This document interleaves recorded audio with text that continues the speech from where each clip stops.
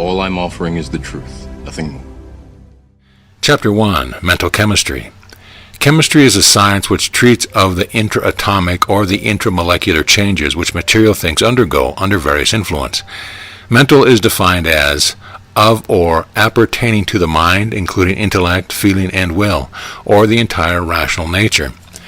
Science is knowledge gained and verified by exact observation and correct thinking. Mental chemistry is, therefore, the science which treats of the changes which material conditions undergo through the operations of the mind, verified by exact observation and correct thinking. As the transformations which are brought about in applied chemistry are the result of the orderly combination of materials, it follows that mental chemistry brings about results in like manner. Any conceivable number may be formed with the Arabic numbers 1, 2, 3, 4, 5, 6, 7, 8, 9, 0. Any conceivable thought may be expressed with the 26 letters of the alphabet. Any conceivable thing can be organized with the 14 elements and always and only by the proper grouping of electrons into molecules. When two or more molecules are grouped, a new individuality is created, and this individuality, which has been called into being, possesses characteristics which are not possessed by either of the elements which gave it being. Thus, one atom of sodium and one of chlorine gives us salt, and this combination alone can give us salt, and no other combination of elements can give us salt, and salt is something very different from either of the elements of which it is composed. What is true in the inorganic world is likewise true in the organic. Certain conscious processes will produce certain effects, and the result will invariably be the same. The same thought will always be followed by the same consequence, and no thought will serve the purpose. This must necessarily be true because the principle must exist independently of the organs through which they function. Light must exist, otherwise there could be no eye. Sound must exist, otherwise there could be no ear. Mind must exist, otherwise there could be no brain. Mental action is therefore the interaction of the individual upon the universal mind, and as the universal mind is the intelligence which pervades all space and animates all living things, this mental action and reaction is a law of causation. It is the universal chemist, but the principle of causation does not obtain in the individual mind, but in the universal mind. It is not an objective faculty, but a subjective process.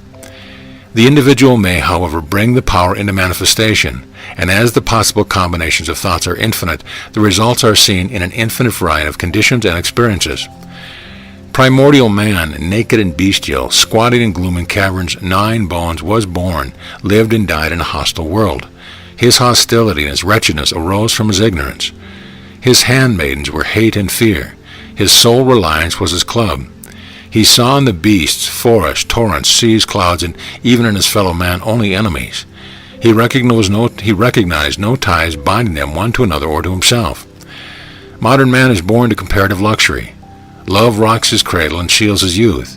When he goes forth to struggle, he wields a pencil, not a club. He relies upon his brain, now his brawn. He knows the physical is neither master nor equal, but is a useful servant. His fellow men and the forces of nature are his friends, not his enemies. These tremendous changes, from hate to love, from fear to confidence, from material strife to mental control, have been brought by the slow dawn of understanding. In direct proportion as he understands cosmic law, is man's lot enviable or the reverse. Thought builds organic structures in animals and men. The protoplasmic cell desires a light and sends forth its impulse. This impulse gradually builds an eye. A species of deer feed in a country where the leaves grow on high branches, and the constant reaching for their favorite food builds cell by cell the neck of the giraffe. The amphibian reptiles desire to fly in the open air above the water. They develop wings and become birds. Experiments with parasites found on plants indicate that even the lowest order of life makes use of mental chemistry. Jacques Loeb, M.D., Ph.D., a member of the Rockefeller Institute, made the following experiment. In order to obtain the material, potted rose bushes are brought into a room and placed in front of a closed window. If the plants are allowed to dry out, the aphids or the parasites, previously wingless, change to winged insects. After the metamorphosis, the insects leave the plants, fly to the window, and then creep upward on the glass. It is evident that these teeny insects found that the plants on which they had been thriving were dead, and that they could therefore secure nothing more to eat and drink from this source. The only method by which they could save themselves from starvation was to grow temporary wings and fly, which they did. that the brain cells are directly affected by mental pictures, and that the brain cells in their turn can affect the entire being was proven by Professor Elmer Gates of the Smithsonian Institution at Washington. Guinea pigs were kept in enclosures with certain colors dominant. Dissection showed their brains to be larger in color areas than those of the same class of guinea pigs kept in other enclosures. The perspiration of men in various mental moods was analyzed, and the resultant salts experimented with. Those of a man in an angry state were of an unusual color. A small portion put on the tongue of a dog produced evidence of poisoning. Experiments at Harvard College with students on the Wayne board proved that the mind moves the blood. When the student was told to imagine he was running a foot race, the board sank down at the foot. And when a problem in mathematics was being worked out, the balance board sank down at the head. This shows that thought not only flashes constantly between mind and mind with an intensity and swiftness far transcending electricity, but it also builds the structures through which it operates. Through the conscious mind, we know ourselves as individuals and take cognizance of the world about us. The subconscious mind is the storehouse of past thoughts. We can understand the action of the conscious and subconscious minds by observing the process by which the child learns to play the piano. He is taught how to hold his hands and strike the keys, but at first he finds it somewhat difficult to control the movement of his fingers. He must practice daily and must concentrate his thoughts upon his fingers, consciously making the right movements.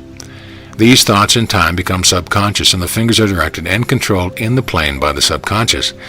In his first month and possibly first years of practice, the pupil can perform only by keeping his conscious mind centered upon the work. But later he can play with ease and at the same time carry on a conversation with those about him, because the subconscious has become so thoroughly imbued with the idea of right movement that it can direct them without demanding the attention of the conscious mind. The subconscious cannot take the initiative. It carried out only what is suggested by the conscious mind. But these suggestions it carries out faithfully, and it is this close relation between the conscious and subconscious which makes the conscious thinking so important. Man's organism is controlled by the subconscious thought. Circulation, breathing, digestion, and assimilation are all activities controlled by the subconscious. The subconscious is continually getting its impulses from the conscious, and we only have to change our conscious thought to get a corresponding change in the subconscious. We live in a fathomless sea of plastic mind substance. This substance is ever alive and active. It is sensitive to the highest degree. It takes form according to the mental demand. Thought forms the mold or matrix from which the substance expresses. Our ideal is the mold from which our future will emerge. The universe is alive. In order to express life, there must be mind. Nothing can exist without mind. Everything which exists is some manifestation of this one basic substance from which and by which all things have been created and are continually being created. It is man's capacity to think that makes him a creator instead of a creature. All things are the result of the thought process. Man has accomplished the seeming impossible because he has refused to consider it impossible. By concentration, men have made the connection between the finite and the infinite, the limited and the unlimited, the visible and the invisible, the personal and the impersonal. Great musicians have succeeded in thrilling the world by the creation of divine rhapsodies. Great inventors have made the conception and startled the world by their wonderful creations. Great authors, great philosophers, great scientists have secured this harmony to such an extent that through their writings were created hundreds of years ago, we are just beginning to realize their truth. Love of music, love of business, love of creation cause these people to concentrate, and the ways and means of materializing their ideas slowly but surely developed. Throughout the entire universe, the law of cause and effect is ever at work. This law is supreme. Here a cause, there an effect. They can never operate independently. One is supplementary to the other. Nature at all times is endeavoring to establish a perfect equilibrium. This is the law of the universe and is ever active. Universal harmony is the goal for which all nature strives. The entire cosmos moves under this law. The sun, the moon, the stars, all are held in their respective positions because of harmony. They travel their orbits, they appear at certain times in certain places, and because of the precision of this law, astronomers are able to tell us where various stars will appear in 1,000 years. The scientist bases his entire hypothesis on this law of cause and effect. Nowhere is it held in dispute except in a domain of man. Here we find people speaking of luck, chance, accident, mishap, but is any one of these possible? Is the universe a unit? If so, and there is a law and order in one part, it must extend through all parts. This is scientific deduction. Like begets like on every plane of existence, and while people believe this more or less vaguely, they refuse to give it any consideration where they are now concerned. This is due to the fact that heretofore man could never realize how he set certain causes in motion which related him with its various experience. It is only in the past few years that a working hypothesis could be formulated to apply this law to man. The goal of the universe is harmony. This means a perfect balance between all things. Ether fills an interplanetary space. This more or less metaphysical substance is the elementary basis of all matter. It is upon this substance that the messages of the wireless are transmitted through space. Thought dropped into this substance causes vibration, which in turn unite with similar vibrations and react upon the thinker. All manifestations are the result of thought, but the thinking is on different planes. We have one plane of thought constituting the animal plane. Here are actions and interactions which animals respond to, yet men know nothing of. Then we have the conscious thought plane. Here are almost limitless planes of thought to which man can be responsive. It is strictly the nature of our thinking that determines to which plane we shall respond. On this plane we have the thoughts of the ignorant, the wise, the poor, the wealthy, the sick, the healthy, the very poor, the very rich, and so on. The number of thought planes is infinite, but the point is that when we think on a definite plane, we are responsive to thoughts on that plane, and the effect of the reaction is apparent in our environment. Take, for example, one who is thinking of the thought plane of wealth. He is inspired with an idea, and the result is success. It could not be otherwise. He is thinking on the success plane, and as like attracts like, his thoughts attract other similar thoughts, all of which contribute to a success. His receiver is attuned for success thoughts only. All other messages fail to reach his consciousness, hence he knows nothing of them. His antenna, as it were, reach into the universal ether and connect with the ideas by which his plans and ambitions may be realized. Sit right where you are, place an amplifier to your ear, and you may hear the most beautiful music or lecture or the latest market reports. What does this indicate? In addition to the pleasure derived from the music or the information received from the lecture or market reports, it indicates first that there must be some substance sufficiently refined to carry these vibrations to every part of the world. Again, it indicates that this substance must be sufficiently refined to penetrate every other substance known to man. The vibrations must penetrate wood, brick, stone, steel of any kind. They must go over, through and under rivers, mountains, above the earth, under the earth, everywhere and anywhere. Again, it indicates that time and space have been annihilated.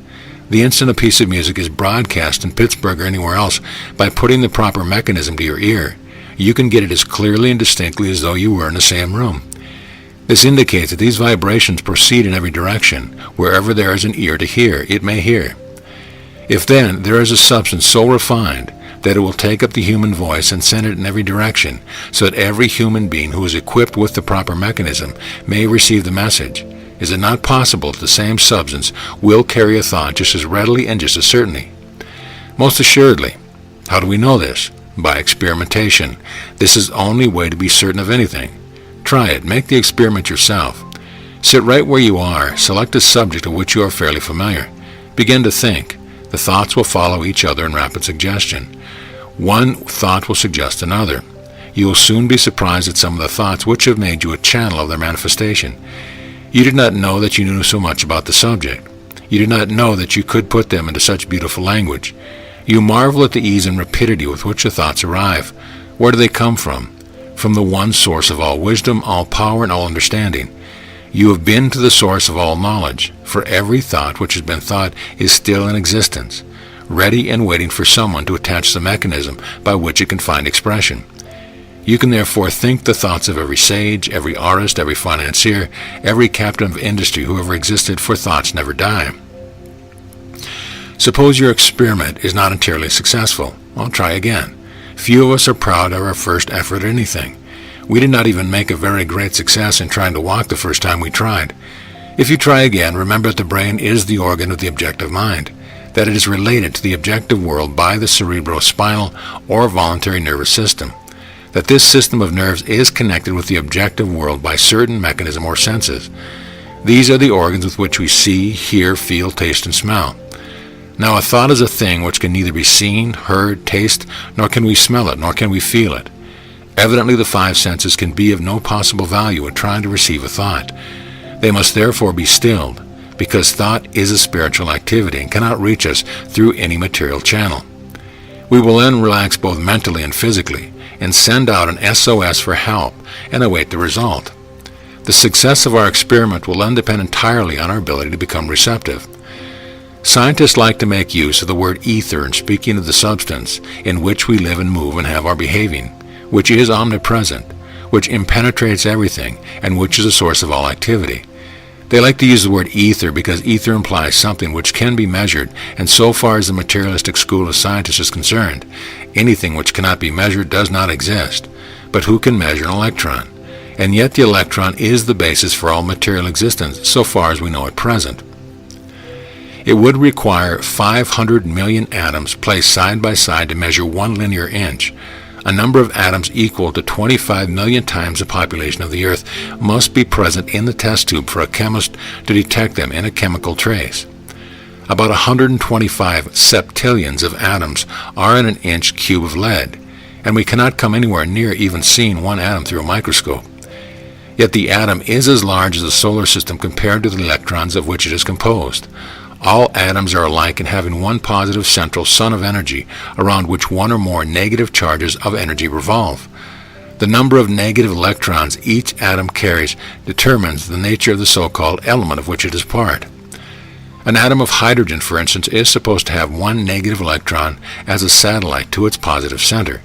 For this reason, chemists accept it as a standard of atomic weight. The atomic weight of hydrogen is placed at 1. The diameter of an electron is to the diameter of the atom as the diameter of our Earth is to the diameter of the orbit of which it moves around the Sun.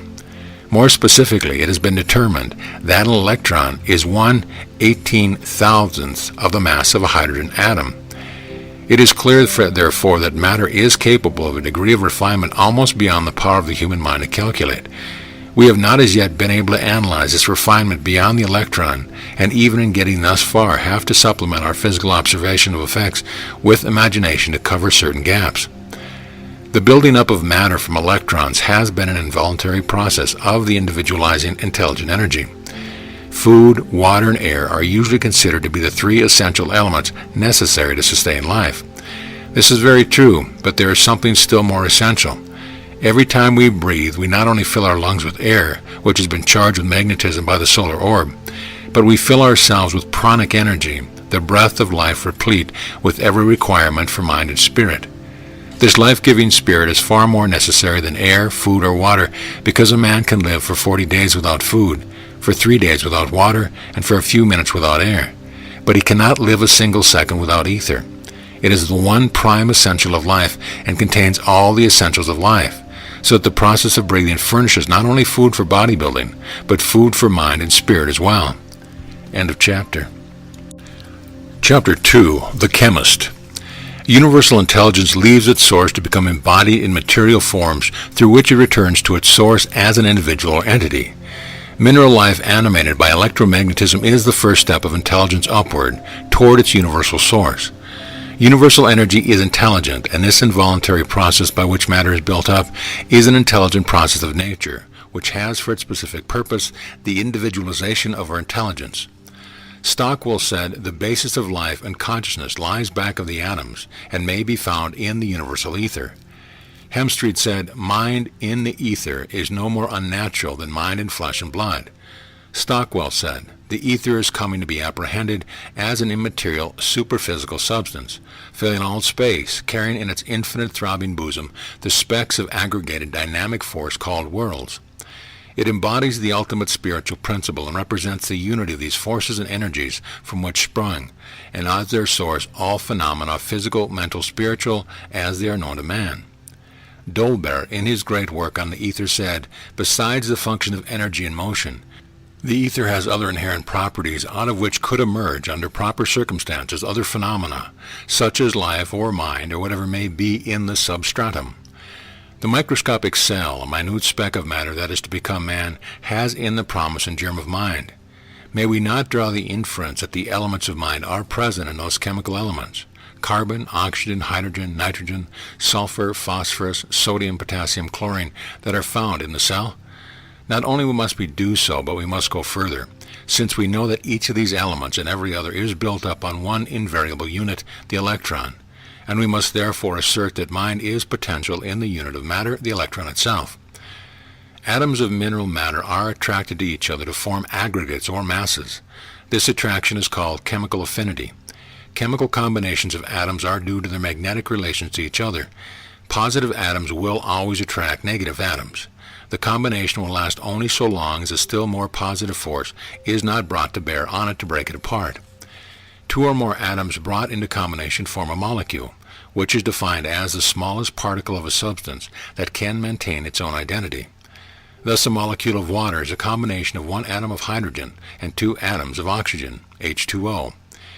In building a plant, nature works with colloid cells rather than with atoms, for she has built up the cell as an entity, just as she built up the atom and the molecules as entities with which to work in mineral substance. The vegetable cell, or colloid, has power to draw to itself from earth, air, and water whatever energies it needs for its growth. It therefore draws from mineral life and dominates it. When vegetable matter is sufficiently refined to be receptive to still more of the universal intelligent energy, animal life appears. The plant cells have now become so plastic that they have additional capacities, those of individual consciousness, and also additional powers, those of sensational magnetism. It draws its life forces from both mineral and plant life and therefore dominates them. The body is an aggregate of cells animated by the spiritual magnetic life that tends toward organizing these cells into communities, and these communities into coordinated bodies, which will operate the entire mass of the body as a conscious entity able to carry itself from one place to the other. Atoms and molecules and their energies are now subordinated to the welfare of the cell. Each cell is a living, conscious entity, capable of selecting its own food, of resisting aggression, and of reproducing itself. As each cell has its individual consciousness, intuition, and volition, so each federated group of cells has a collective individual consciousness, intuition, and volition. Likewise, each coordinated group of federations, until the entire body has one central brain where the great coordination of all the brains takes place. The body of an average human being is composed of some 26 trillion cells. The brain and the spinal cord by themselves consist of some 2 billion. The biogenic law proves that every vertebrate, like every other animal, evolves from a single cell. Even the human organism, according to Haeckel, is at first a simple, nucleated globulate of plasm, about 1.125 inch in diameter, barely visible to the naked eye as a teeny point. The ovum transmits to the child by hereditary the personal traits of the mother, the sperm cell those of the father, and this hereditary transmission extends to the finest characteristics of the soul as well as the body. What is plasm? What is this mysterious living substance that we find everywhere as the material foundation of the wonders of life? Plasm or protoplasm is, as Huxley rightly said, the physical basis of organic life. To speak more precisely, it is a chemical compound of carbon that alone accomplishes the various processes of life. In its simplest form, the living cell is merely a soft globule of plasm containing a firmer nucleus. As soon as it is fertilized, it multiplies by division and forms a community or colony of many special cells. These differentiate themselves, and by their specialization or modifications, the tissues which compose the various organs are developed. The developed, many-celled organisms of man and all higher animals resemble a social, civil community. The numerous single individuals of which are developed in various ways, but were originally only simple cells of one common structure. All life on this earth, as Dr. Butler points out into How the Mind Cures, began in the form of a cell which consisted of a body animated by the mind. In the beginning, and long afterward, the animated mind was the one we now call the subconscious. But as the forms grew in complexity and produced organs of sense, the mind threw out an addition, forming another part, the one we now call the conscience. While at first all living creatures had but one guide, that they must follow in all things, this later addition to mind gave the creature a choice. This was the formation of which has been termed free will. Each cell is endowed with an individual intelligence that helps it carry on, as by a miracle, its complex labors. The cell is the basis of man, and this fact must be constantly borne in mind in dealing with the wonders of mental chemistry. As a nation is made up of a larger number of living individuals, so the body is made up of a large number of living cells. The citizens of a country are engaged in various pursuits.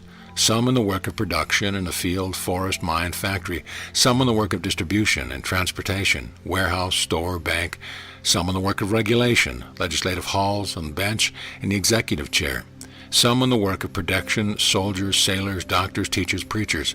Likewise, in the body, some cells are working on production, mouth, stomach, intestines, lungs supplying food, water, air. Some are engaged in distribution of supplies and elimination of wastes. Heart, blood, lymph, lungs, liver, kidneys, skin.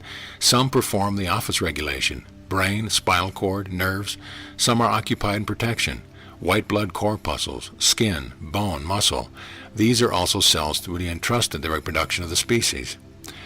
As the vigor and welfare of a nation depends fundamentally on the vitality and efficiency and cooperation of its citizens, so the health and life of the body depend upon the vitality, efficiency, and cooperation of its myriad cells. We have seen that the cells are gathered into systems and groups for the performance of particular functions essential to physical life and expression, such as we see in organs and tissues. So long as the several parts all act together in concord and due regard to one another and the general purpose of the organism, there is health and efficiency. But when from any cause discord arises, illness supervenes. Disease is lack of comfort and harmony. In the brain and nervous system, the cells are grouped in their action according to the particular function which they are called upon to perform. It is in this way that we are able to see, to taste, to smell, to feel, and to hear. It is also in this way we are able to recall past experiences, to remember facts and figures, and so on. In mental and physical health, these various groups of neurons work and find harmony, but in disease they do not. In normal conditions, the ego holds all these individual cells and groups, as we as a system of cells, in harmonious and coordinate action. Disease represents disassociated organic action. Certain systems or groups, each of which is made up of a vast number of microscopic cells, begin functioning independently, and hence inharmoniously, and thus upset the tone of the whole organism. A single organ or system can thus get out of tune with the rest of the body and do serious harm. This is one kind of disease.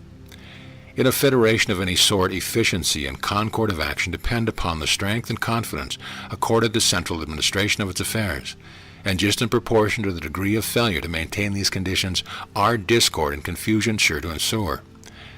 Nels Quavel makes this clear in Cell Intelligence. He said, "The intelligence of man is the intelligence possessed by the cells in his brain. If man is intelligence, and by virtue thereof, is able to combine and arrange matter and force so as to effect structures such as houses and railroads, why is not the cell also intelligent when he is able to direct the forces of nature so as to effect the structures we see such as plants and animals? The cell is not compelled to act by reason and any chemical and mechanical force any more than is man. He acts by reason of will and judgment of his own. He is a separate living animal. Bergson, in his Creative Evolution, seems to see in matter and life a creative energy. If we stood at a distance watching a skyscraper gradually grow into completeness, we would say there must be some creative energy back of it, pushing the construction, and if we could never get near enough to see the men and builders at work, we would have no idea of how the skyscraper came into existence, except that it was caused by some creative energy. The cell is an animal, very highly organized and specialized. Take the single cell called amoeba, for instance. He has no machinery from which he can manufacture starch. He does, however, carry with him building material with which he can, in emergency, save his life by covering himself with a coat of armor. Other cells carry with them a structure which is called chromatophore. With this instrument, these cells are able to manufacture starch from the crude substance of earth, air, and water by the aid of sunlight. From these facts, it must appear evident to the reader that the cell is a very highly organized and specialized individual, and that to look at him from a point of view of being mere matter and force is the same as to compare the actions of a stone rolling down the hill with that of an automobile moving over a smooth pavement. One is compelled to move by reason of the force of gravitation, while the other moves by virtue of the intellect that guides it.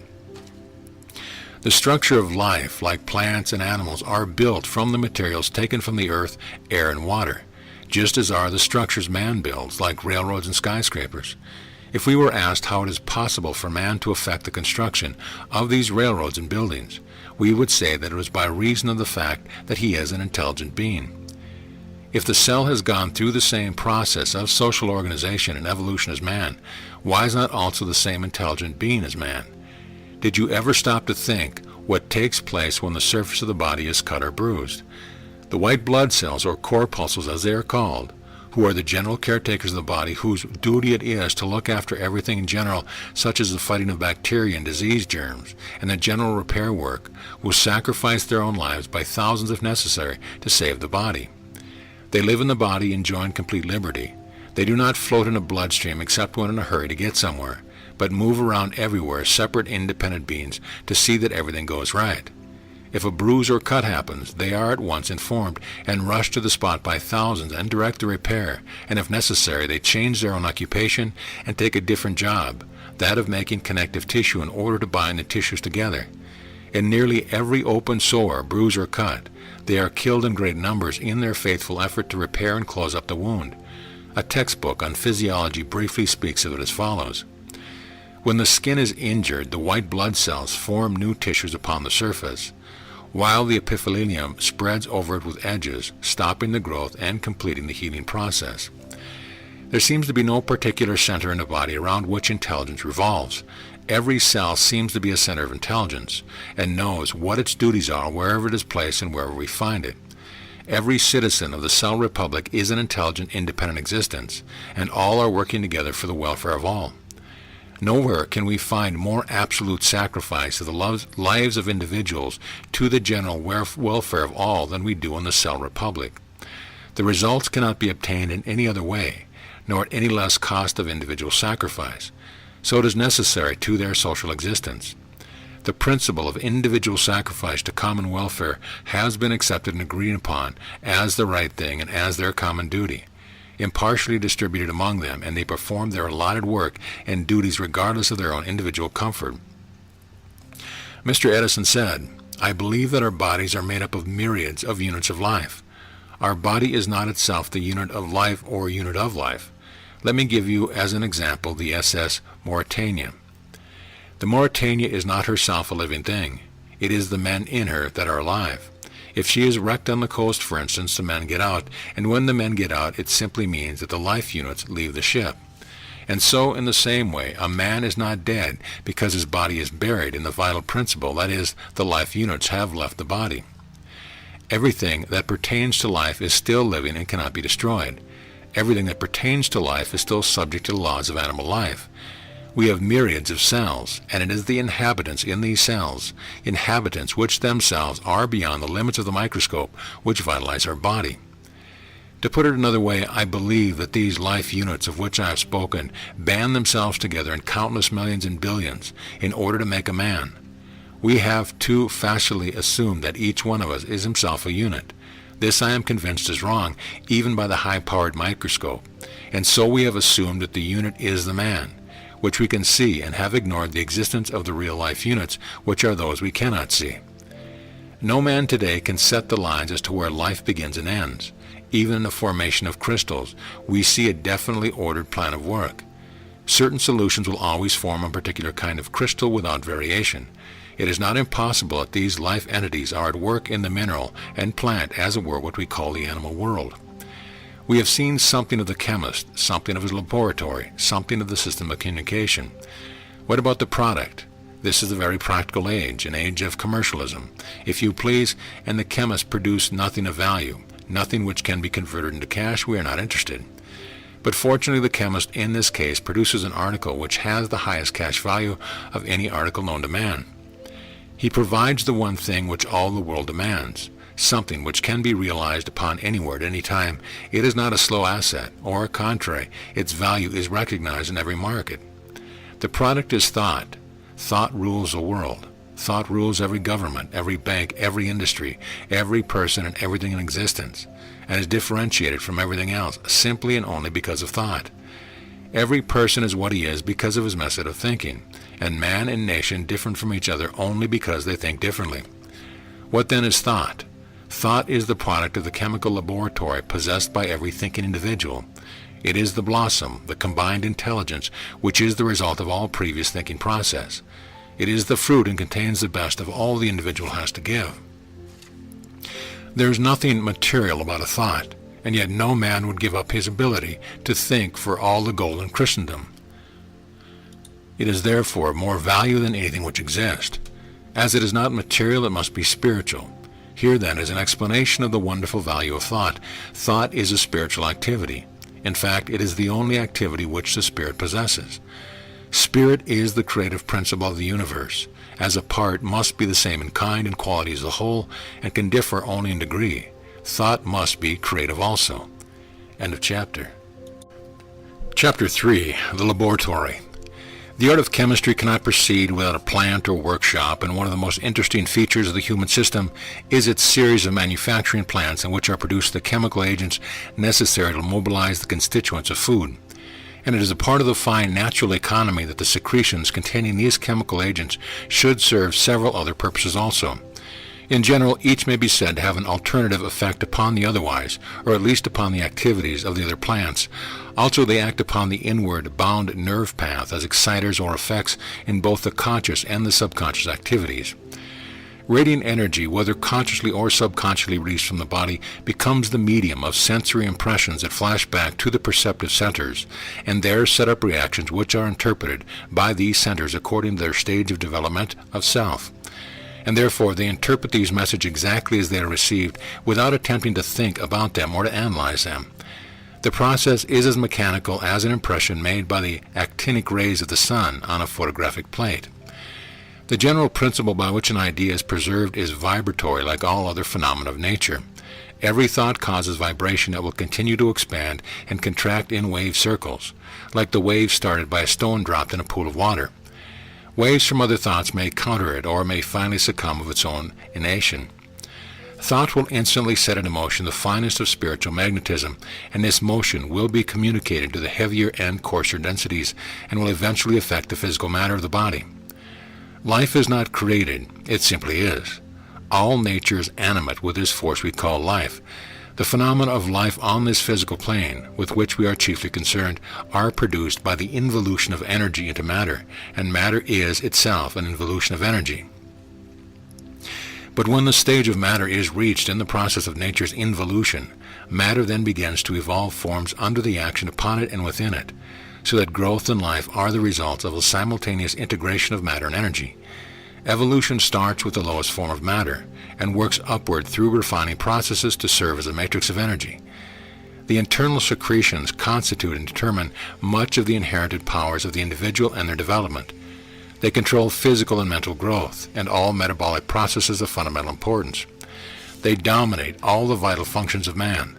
They cooperate in an inanimate relationship which may be compared to an interlocking directorate. A derangement of their functions causing an insufficiency of them, an excess or an abnormality upsets the entire equilibrium of the body, with transformed effect upon the mind and the organs. Blood chemistry of our time is a marvel undreamed of a generation ago. These achievements are a perfect example of accomplished fact contradicting all former prediction and criticism. One of the greatest advances of modern medicine has been the study of the process and secretions of the hitherto obscure ductless glands. Endocrinology, as this study is called, has thrown much valuable light upon certain abnormal physical conditions about which science had until now been in the dark. We now know that most of the freaks of nature we see on exhibition are such owing to endocrine disturbances, the disturbance of the ductless glands. The bearded lady, a victim of pugnosias, the victims of obesity and skeletonization, of acromegaly or giantism, or micromegaly, or lilliputinism. All such evolutional deviations are due to subnormalities or abnormalities of the chemical elements which the glands produce and send into the bloodstream. These are no mere theories, for they have been rigorously tested in the laboratories of science. As Sir William Osler, one of the world's most illustrious luminaries of knowledge, has said, "For man's body, too, is a humming hive of working cells, each with its specific function, all under central control of the brain and heart, and all dependent on materials called hormones, secreted by small, even insignificant-looking structures, which lubricates the wheels of life. For example, remove the thyroid gland just below the Adam's apple, and you deprive man of the lubricants which enable his thought engines to work. It is as if you cut off the oil supply of a motor, and gradually the stored acquisitions of his mind cease to be available, and within a year he sinks into dementia.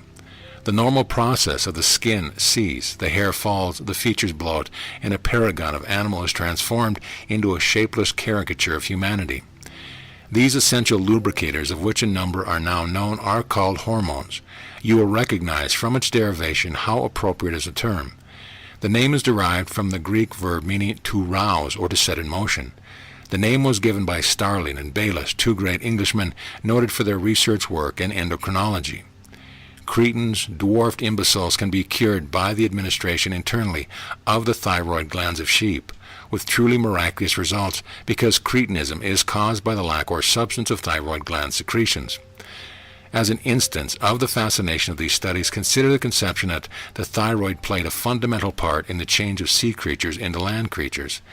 Feeding the Mexican axolotl, a purely aquatic newt, breathing through gills on thyroid, quickly changes it into an abastoma, a terrestrial salamander breathing by means of a lung. The endocrine glands produce secretions which enter the bloodstream and vitally affect the bodily structure and functions. The pituitary is a small gland located near the center of the head, directly under the third ventricle of the brain, where it rests in a depression in the bony floor plate of the cell. Its secretions have an important part in the mobilizing of carbohydrates, maintaining blood pressure, stimulating other glands, and maintaining the tonicity of the sympathetic nerve system. Its under or overactivity during childhood will produce marked characteristics in the body structure, and what concerns us more, equally marked characteristics of mental development function.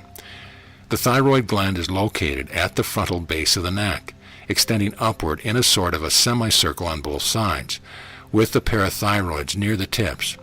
The thyroid secretion is important in mobilizing both proteins and carbohydrates. It stimulates other glands, helps resist infections, affects the hair growth, and influences the organs of digestion and elimination. It is a strongly determining factor in the all-around physical development and also in the mental functioning. A well-balanced thyroid goes a long way towards ensuring an active, efficient, smoothly coordinated mind and body. The adrenal glands are located just above the small of the back. These organs have been called by some writers the decorative glands, since one of their functions appears to be that of keeping the pigments of the body in proper solution and distribution. But of greater importance is the agency of the adrenal secretion in other directions. It contains the most valuable blood pressure agent. It is a tonic to the sympathetic nervous system, hence to the involuntary muscles, heart, arteries, intestines, and so on, as well as to the perceptive path. It responds to certain emotional excitement by an immediate increase in volume of secretion, thus increasing the energy of the whole system and preparing it for effective response. The cerebrospinal nervous system is a telephone system of the conscious mind. It is a very complete wiring system for communication from the brain to every part of the body, especially the terminals.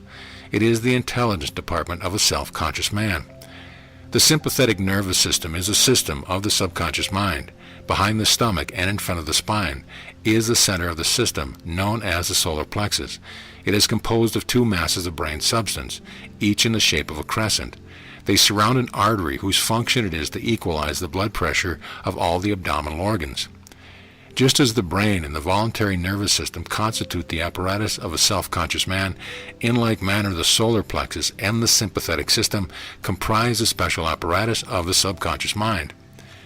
The function of the sympathetic nervous system is to maintain the equilibrium of the body, to act as a balance wheel, to prevent over or under action of the cerebrospinal system. As it is directly affected by emotional states such as fear, anger, jealousy, or hatred, these may easily throw out of gear the operation of the atomic functions of the body. That is to say, that emotional states such as joy, fear, anger, and hatred may upset such function as the body's digestion, blood, circulation, general nutrition, and so forth. Nerves and all the unpleasant experiences that follow in the way of bodily discomfort and ill health are caused by negative emotions such as fear, anger, hatred, and the like. They break down the resistance which has been offered by the various plexi which, when in normal working order, have a definite capacity to inhibit the effect of such emotions. The sympathetic system is the apparatus whose function it is to maintain the body in normal and healthy working order, and to replace the wastage due to ordinary wear and tear, both emotional and physical. The kind of emotions which we entertain is therefore of great importance. If positive, they are constructive. If negative, they are destructive. End of chapter. Chapter 4. Attraction. Mental chemistry is a power which is sweeping through eternity, a living stream of relative action in which the basic principle is ever active. It embraces the past and carries it forward into the ever-widening future. a movement where relative action, cause and effect go hand in hand, where law dovetails into law, and where all laws are the ever-willing handmaidens of this great creative force. This power stretches beyond the utmost planets, beyond a beginning, beyond an ending, and on into a beginningless and endless eternity. It causes the things we see to take form and shape. It brings the fruit from the blossom and the sweetness to the honey. It measures the sweep of the countless orbs. It lurks in the sparkle and diamond, and in the amethyst and in the grape. It works in the seen and in the unseen, and it permeates the all. It is the source of perfect justice, perfect unity, perfect harmony, and perfect truth, while its constant activity brings perfect balance, perfect growth, and perfect understanding. Perfect justice, because it renders equal retribution. Perfect unity, because it is oneness of purpose. Perfect harmony, because in it all laws blend. Perfect truth, because it is the one great truth of all existence. Perfect balance, because it measures unerringly. Perfect growth, because it is a natural growth. Perfect understanding, because it solves every problem of life. The reality of this law lies in its activity, for only through action and constant change can this law come to be, and only through inaction can it cease to be. But as there is no inaction, there can be no cessation. The one purpose of this law is unchangeable. In the silence of darkness, in the glory of light, in the turmoil of action and the pain of reaction, it moves ever forward toward the fulfillment of its one great purpose, perfect harmony. We see and feel its urge in the myriads and myriads of plant forms on hills and in dale, and they push forth from the same darkness into one light. And though bathed by the same waters and breathed upon by the same air, yet all varieties maintain their own individuality. That is, the rose is always a rose and differs from the violet, which is always a violet. The acorn gives to the world the oak, and never a willow or any other variety of tree. And though all send out roots in the same soil, the blossom in the same sunshine, yet some are frail, some are strong, some are bitter, and some are sweet, while others are repulsive, some are beautiful. Thus all varieties draw to themselves through their own roots and from the same elements. That which differs entiates from each other, and this great law of life, this constant urge, this hidden force in the plant causing it to manifest, to grow and to attain, is this law of attraction bearing forward in silent majesty, bring all fruition, dictating nothing, yet making each unit of growth true to its own individual nature. In the mineral world, it is the cohesion in the rock, sand, and clay. It is the strength in the granite, the beauty in the marble, the sparkle in the sapphire, and the blood in the ruby. Thus do we find it working in the things we see, but its unseen power as it works in the mind of man is greater. This law of attraction is neither good nor evil, neither moral nor immoral. It is a neutral law that always flows in conjunction with the desires of the individual. We each choose our own line of growth, and there are as many lines of growth as there are individuals. And although no two of us are exactly alike, yet many of us move along similar lines. These lines of growth are made up of past, present, and future desires, manifesting in the ever-present form, where they establish a central line of our being along which we advance. The nature of these desires has no power to check the action of this, for its function is to bring to maturity the bitter as well as the sweet. An illustration of the neutrality and action of this law is found in the grafting of an apple tree bud into an Osage orange tree, where we find in due time edible and unedible fruits growing together in the same tree, that is, wholesome and unwholesome fruits nourished and brought to maturity by the same sap. In applying this illustration to ourselves, we find the apples and oranges represent our different desires, while the sap represents this law of growth. And just the sap brings to maturity the different kinds of fruit, just so will this law bring to fruitfulness our different kinds of desires. And whether they be wholesome or unwholesome, it matters not the law. For its place in life is to bring to our minds a conscious realization of the results that follow our desires we hold, as well as their nature, their effect, and their process. In man's division of the law, we come into contact with a larger activity, one that is utterly unknown to the primitive mind, which leads us to a conscious awakening of a newer power in a larger field of action. In other words, a larger truth, a greater understanding, and a deeper insight. We are touching a greater reality. For let us understand that reality lies in activity and not outside of it. To exist is to be alive to the action of the laws about us. The hidden urge in the plant is its reality, and not the outer form we see. True knowledge comes to us through our own activities, borrowed knowledge through the activities of others. Both together evolves our intellects, and slowly we are forming a unique self, an individualizing unit. As we move out into the power of our growing intellects, into an ever-moving consciousness, we are learning to seek for the wherefore and why of things. And in this search we think and imagine that we are original, when in fact we are only students of established beliefs, notions, and facts, gathered throughout generations of tribal and national life. We live in a state of fear and uncertainty until we find and make use of the unvarying uniformity running through all laws. This is a central truth that we must know and use before we can become masters of self or masters of conditions. The law of growth ripens collectively, for its one function is to act upon that which we give it to act upon. As the nature of the cause governs the effect, so does thought precede and predetermine action. Each one must use this law knowingly, consciously, otherwise we use it blindly. Use it we must. In our growth from primitive man to conscious man, there are three seeming divisions of sections. First, our growth through the savage or unconscious state. Second, our growth through the intellectual and conscious growing state. And third, our growth into and conscious recognition of our conscious state. We all know that the bulb must first send out roots before it can send out shoots, and it must send out shoots before it can come to blossom in the sunlight. It is just so with us, like the plant. We must first send out roots. Our roots are our thoughts, before we can evolve from our primitive or animal bulb-like state into the intellectual and conscious growing state. Next, we, like the plant, must send forth shoots before we can evolve from a purely intellectual state of conscious growing into a conscious state of conscious knowing. Otherwise, we would always remain only creatures of the law and never masters of it. Lastly, we, like the plant, must individualize, must come to full blossom. In other words, must give forth the radiating beauty of a perfected life, must stand revealed to ourselves and to others, as a unit of power and a master of those laws that govern and control our growth. Each has a force within itself, and this force is the action of law set into activity by ourselves. It is through this consciousness that we begin to master laws and to bring results through our conscious knowledge of their operation. Life is a rigid conformity to laws, where we are the conscious or unconscious chemists of our own life, for when life is truly understood, it is found to be made up of chemical action. As we breathe in oxygen, chemical action takes place in our blood.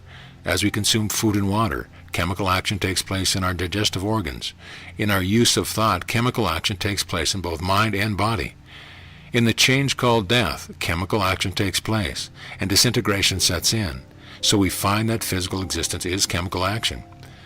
Life is made up of laws, and as we make use of these laws, so do we get results. If we think distress, we get distress. If we think success, we get success.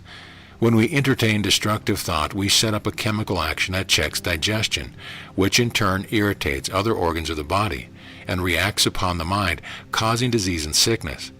When we worry, we turn a cesspool of chemical action, causing fearful havoc to both mind and body. On the other hand, if we entertain constructive thoughts, we set up a healthy chemical action. When we entertain negative thoughts, we put into action a poisonous chemical activity of a disintegrating nature that stupefies our sensibilities and deadens our nerve action, causing the mind and body to become negative and therefore subject to many ills. On the other hand, if we are positive, we put into action a healthy chemical activity of a constructive nature, causing the mind and body to become free from the many ills due to discordant thoughts.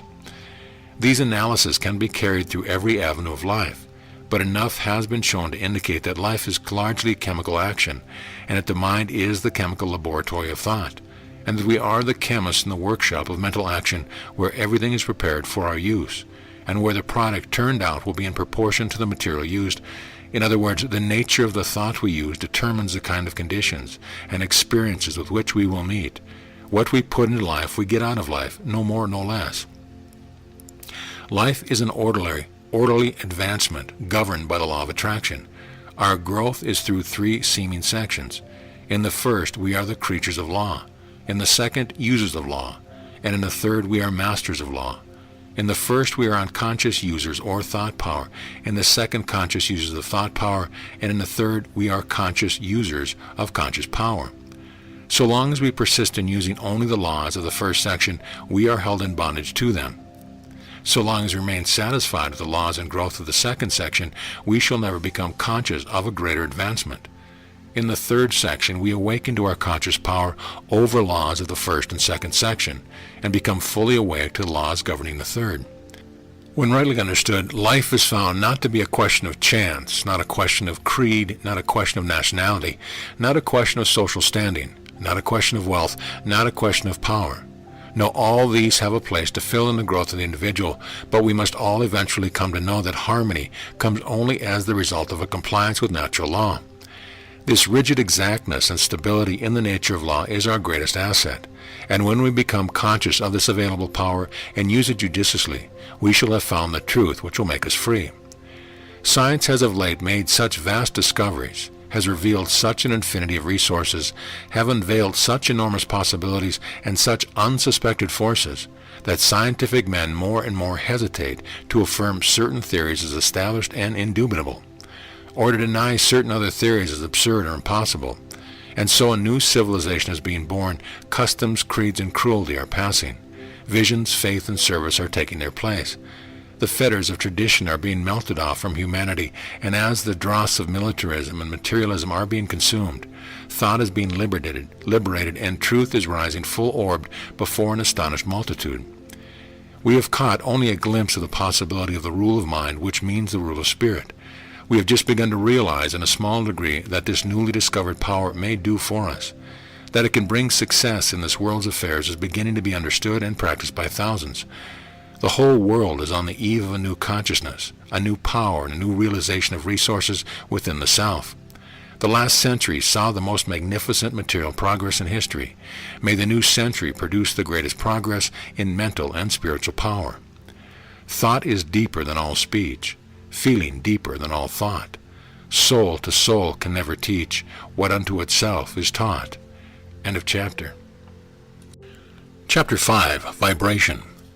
Before any environment, harmonious or otherwise, can be created, action of some kind is necessary. And before any action is possible, there must be thought of some kind, either conscious or unconscious. And as thought is a product of mind, it becomes evident that mind is the creative center from which all activities proceed. It is not expected any of the inherent laws which govern the modern business world, as it is at present constituted, can be suspended or repeated by any force on the same plane.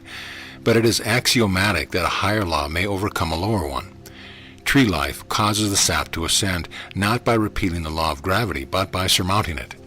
The naturalist who spends much of his time in observing visible phenomena is constantly creating power in that portion of his brain set apart for observation. The result is he becomes very much more expert and skillful in knowing what he sees and grasping an infinite number of details at a glance than does his unobserving friend. He has reached this faculty by exercise of the brain. He deliberately chose to enlarge his brain power in the line of observation, so he deliberately exercised the special faculty over and over with increasing attention and concentration. Now we have the result, a man learned in the lore of observation far from above his fellow man. Or on the other hand, one can be stolid in action, allow the delicate brain matter to harden and ossify until his whole life is barren and fruitless. Every thought tends to become a material thing. Our desires are seed thoughts that have a tendency to sprout and grow and blossom and bear fruit. We are sowing these seeds every day. What shall the harvest be? Each of us today is the result of his past thinking. Later we shall be the result of that which we are now thinking. We create our own character, personality, and environment by the thought which we originate or entertain. Thought seeks its own. The law of mental attraction is an exact parallel to the law of atomic affinity. Mental currents are as real as electric, magnetic, or heat currents. We attract the currents with which we are in harmony. Lines of least resistance are formed by the constant action of the mind. The activity of the brain reacts upon the particular faculty of the brain employed. The latent power of the mind is developed by constant exercise. Each form of its activity becomes more perfect by practice. Exercises for the development of mind present a variety of motives for consideration. They involve the development of the perceptive faculties, the cultivation of the emotions, the quickening of the imagination, the symmetrical unfoldment of the intuitive faculty, which without being able to give a reason frequently impels or prohibits choice. And finally, the power of mind may be cultivated by the development of the moral character. The greatest man, said Seneca, is he who chooses right with invincible determination. The greatest power of mind, then, depends upon its exercise in moral channels, and therefore requires that every conscious mental effort should involve a moral end. A developed moral consciousness modifies consideration of motives and increases the force and continuity of action. Consequently, the well-developed symmetrical character necessitates good physical, mental, and moral health, and this combination creates initiative, power, resistless force, and necessarily success. It will be found that nature is constantly seeking to express harmony in all things, is forever trying to bring about a harmonious adjustment for every discord, every wound, every difficulty. Therefore, when thought is harmonious, nature begins to create the material conditions, the possession of which are necessary in order to make up a harmonious environment.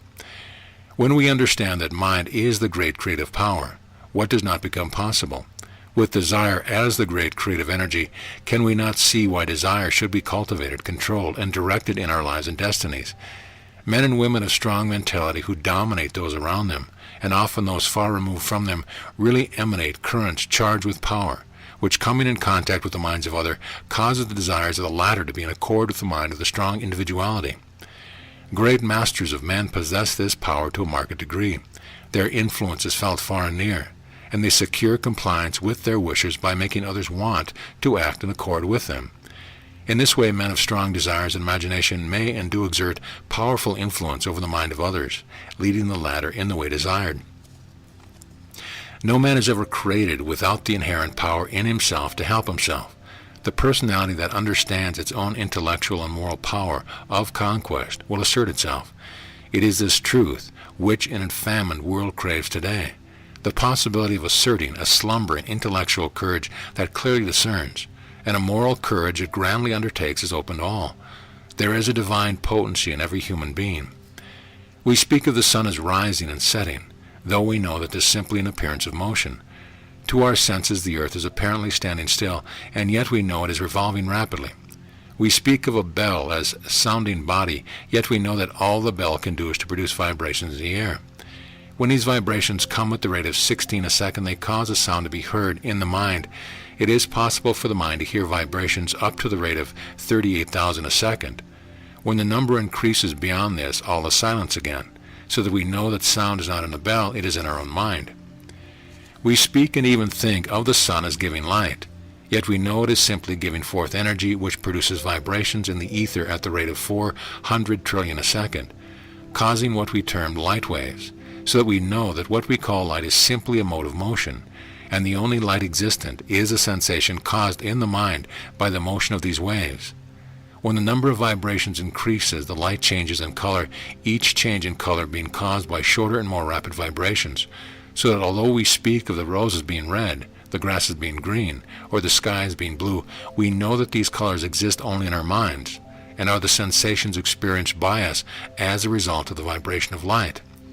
When the vibrations are reduced below 400 trillion a second, they no longer affect us as light, but we experience a sensation of heat.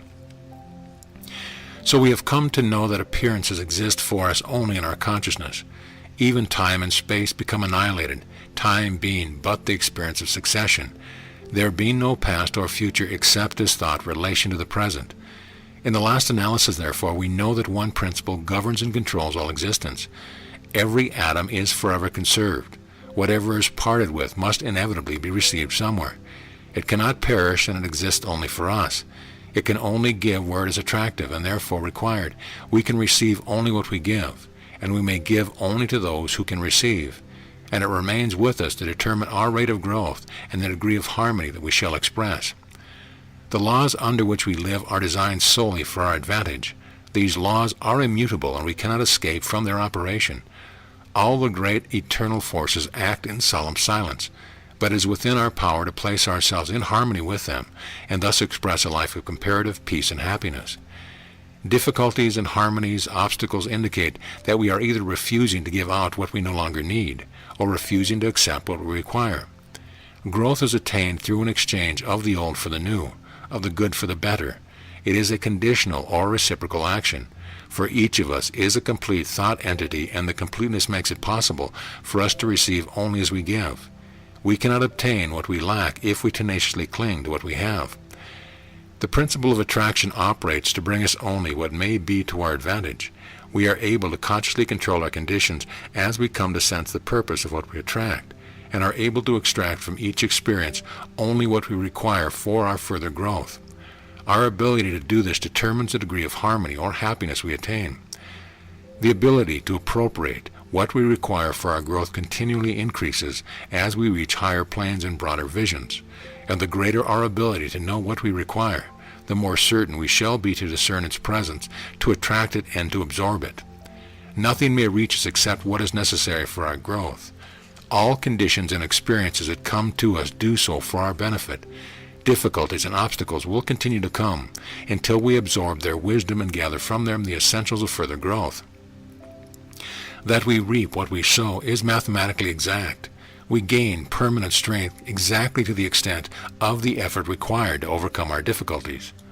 The inexorable requirements of growth demand that we exert the greatest degree of attraction for what is perfectly in accord with us. Our highest happiness will be best attained through our understanding of and conscious cooperation with natural laws. Our mind forces are often bound by the paralyzing suggestion that come to us from the crude thinking of the race, and which are accepted and acted upon without question. Impressions of fear, of worry, of disability, and of inferiority are given us daily. These are sufficient reasons in themselves why men achieve so little, why the lives of multitudes are so barren of results, while all the time there are possibilities within them which need only the liberating touch of appreciation and wholesome ambition to expand into real greatness. Women, perhaps even more than men, have been subject to these conditions. This is true because of their finer susceptibilities, making them more open to thought vibrations from other minds, and because the flood of negative and repressive thoughts have been aimed for especially at them. But it is being overcome. Florence Nightingale overcame it when she rose in the Crimea to heights of tender sympathy and executive ability previously unknown among women. Clara Barton, the head of the Red Cross, overcame it when she wrought a similar work in the armies of the Union. Jenny Lind overcame it when she shewed her ability to command enormous financial rewards while at the same time gratifying the passionate desire of her nature and reaching the front rank of her day in musical art. And there's a long list of women singers, philanthropists, writers, and actresses who have proved themselves capable of reaching the greatest literacy, dramatic, artistic, and sociological achievement. Women as well as men are beginning to do their own thinking. They have awakened to some conception of their possibility. They demand that if life holds any secrets, these shall be disclosed. At no previous time has the influence and potency of thought received such careful and discriminating investigation. While a few seers have grasped the great fact that mind is the universal substance, the basis of all things, never before has this vital truth penetrated the more general consciousness. Many minds are now striving to give this wonderful truth definite utterance. Modern science has taught us that light and sound are simply different intensities of motion, and this has led to discoveries of forces within man that could not have been conceived of until this revelation was made. A new century is dawned, and now standing in its light, man sees something of the vastness of the meaning of life, something of its grandeur. Within that life is the germ of infinite potencies. One feels convinced that man's possibility of attainment cannot be measured, that boundary lines to his onward march are unthinkable. Standing on this height, he finds that he can draw a new power to himself from the infinite energy of which he is a part. Some men seem to attract success, power, wealth, attainment with very little conscious effort. Others conquer with great difficulty. Still others fail altogether to reach their ambitions, desires, and ideals. Why is this so? Why should some men realize their ambitions easily, others with difficulty, and still others not at all? The cause cannot be physical, else the most perfect men physically would be the most successful. The difference, therefore, must be mental, must be in the mind. Hence mind must be the creative force, must constitute the sole difference between men. It is mind, therefore, which overcomes environment and every other obstacle in the path of man. When the creative power of thought is fully understood, its effect will seem to be marvelous, but such results cannot be secured without proper application, diligence, and concentration. The laws governing in the mental and spiritual world are as fixed and infallible as in the material world. To secure the desired results, it is necessary to know the law and to comply with it. A proper compliance with the law will be found to produce the desired result with invariable exactitude. Scientists tell us that we live in the universal ether. This is formless of itself, but it is pliable and forms about us, in us, and around us. According to our thought and word, we set into activity by that which we think. Then that which manifests to us objectively is that we have thought or said.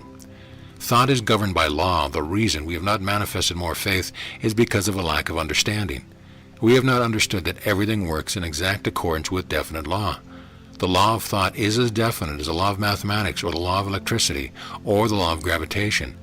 When we begin to understand that happiness, health, success, prosperity, and every other condition or environment are results, and that these results are created by thinking either consciously or unconsciously, we shall realize the importance of a working knowledge of the laws governing them. Those coming into a conscious realization of the power of thought find themselves in possession of the best that life can give. Substantial things of a higher order become theirs, and these sublime realities are so constituted that they can be made tangible parts of daily personal life. They realize a world of higher power and keep that power constantly working. This power is inexhaustible, limitless, and they are therefore carried forward from victory to victory. Obstacles that seemed insurmountable are overcome, enemies are changed to friends, conditions are overcome, elements transformed, fate is conquered. The supply is inexhaustible, and a demand can be made along whatever lines we may desire. This is the mental law of demand and supply. Our circumstance and environment are formed by our thoughts. We have perhaps been creating these conditions unconsciously. If they are unsatisfactory, the remedy is to consciously alter our mental attitude and see our circumstance adjust themselves to the new mental condition. There is nothing strange or supernatural about it. It is simply the law of being. The thought which takes root in the mind will certainly produce fruit after their kind. The greatest schemer cannot gather grapes of thorns or figs of thistles. To improve our conditions, we must first improve ourselves. Our thoughts and desires will be the first to show improvement. To be in ignorance of the laws of vibration is to be like a child playing with fire, or a man manipulating powerful chemicals without a knowledge of their nature and relation. This is universally true because mind is the one great cause which produces all conditions in the lives of men and women. Of course, mind creates negative conditions just as readily as favorable. And when we consciously or unconsciously visualize every kind of lack, limitation, and discord, we create these conditions. This what many are unconsciously doing all the time. This law, as well as every other law, is no respecter of persons, but is in constant operation, and is relentlessly bringing to each individual exactly what he has created. In other words, whatsoever man soweth, that shall he also reap. Arthur Brisbane said, "Thought and its work includes all the achievements of man." Compare spirit and thought to a genius of the musician and the sound which issues from the musical instrument. What the instrument is to the musician, the brain of the man is to the spirit that inspires it. However great the musician, the genius must depend for its expression upon the instrument which gives its reality in the physical world, through sound waves proceeded in the material atmosphere, striking nerves that carry music to the brain. Give Paderewski a piano out of tune, and he can give you only discord and lack of harmony. Or give to Paganini, the greatest violinist that ever lived, a violin out of tune, and in spite of the genius of the musician, you will hear only hideous, disagreeable sound. The spirit of music must have the right instrument for its expression. The spirit that inspires thought, the spirit of man, must have the right brain for its expression. The more complicated and highly developed the instrument, the more displeasing to the ear is the result when the instrument is out of tune. Among human beings, a highly developed brain out of tune, for instance, the insane ravings of a powerful genius like Nietzsche, with his mind broken down, is infinitely more painful and shocking than in the case of a human being with a mind in comparison feeble and simple. Our minds are so little accustomed to deal with the abstract. We live so much in a material world. Inanimate objects have so much meaning for us that many human beings live and die without ever thinking at all of the spirit. Yet the spirit is the only real thing in the universe. And thought is the expression of spirit, working through a more or less imperfect human brain. Bring yourself to think for some time earnestly of the nature and mysterious power of thought. There is no thought more inspiring, fascinating, bewildering. Consider the falls of Niagara with their tremendous power, the vast moving machinery, the cities that are lighted, the blazing streets, the moving cars, all due apparently to the power of Niagara. Yet not due to that power in reality so much as to the spirit expressed in the thought of man. It was spirit that harnessed Niagara. It was spirit transferred the power of the falls to distant cities. Yet that spirit has neither shape nor weight, size nor color, taste nor smell. You ask a man, what is the spirit? And he must answer that it is nothing, since it occupies no space, and cannot be seen or felt. And yet he must answer also that the spirit is everything. The world only exists as it is because we see it in the eyes of the spirit. The optic nerve takes a picture, sends it to the brain, and the spirit sees the picture. It was the spirit acting on the brain of Columbus and through him upon others that brought the first ship to America. It is a spirit working and expressing itself through the thought of brains more and more highly developed that has gradually brought man from high former condition of savagery to his present comparative degrees of civilization. And that same spirit working in future ages through brains infinitely superior to any that we now conceive will establish real harmony on this planet.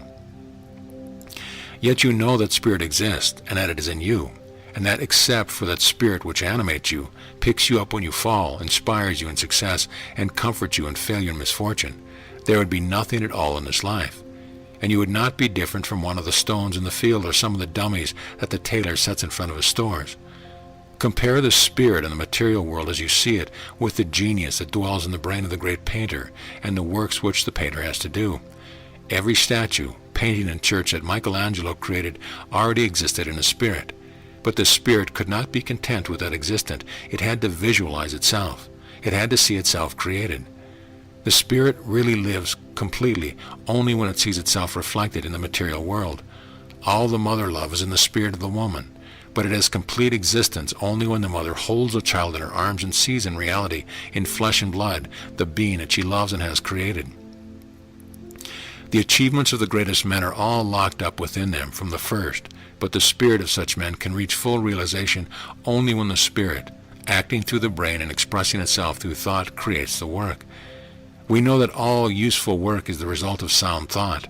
If we realize that thought itself is an expression of spirit, we are moved by a sense of duty to give to that spirit the best possible expression of which we are capable, the best chance that we can have dwelling in imperfect bodies and speaking through imperfect minds such as those we now possess.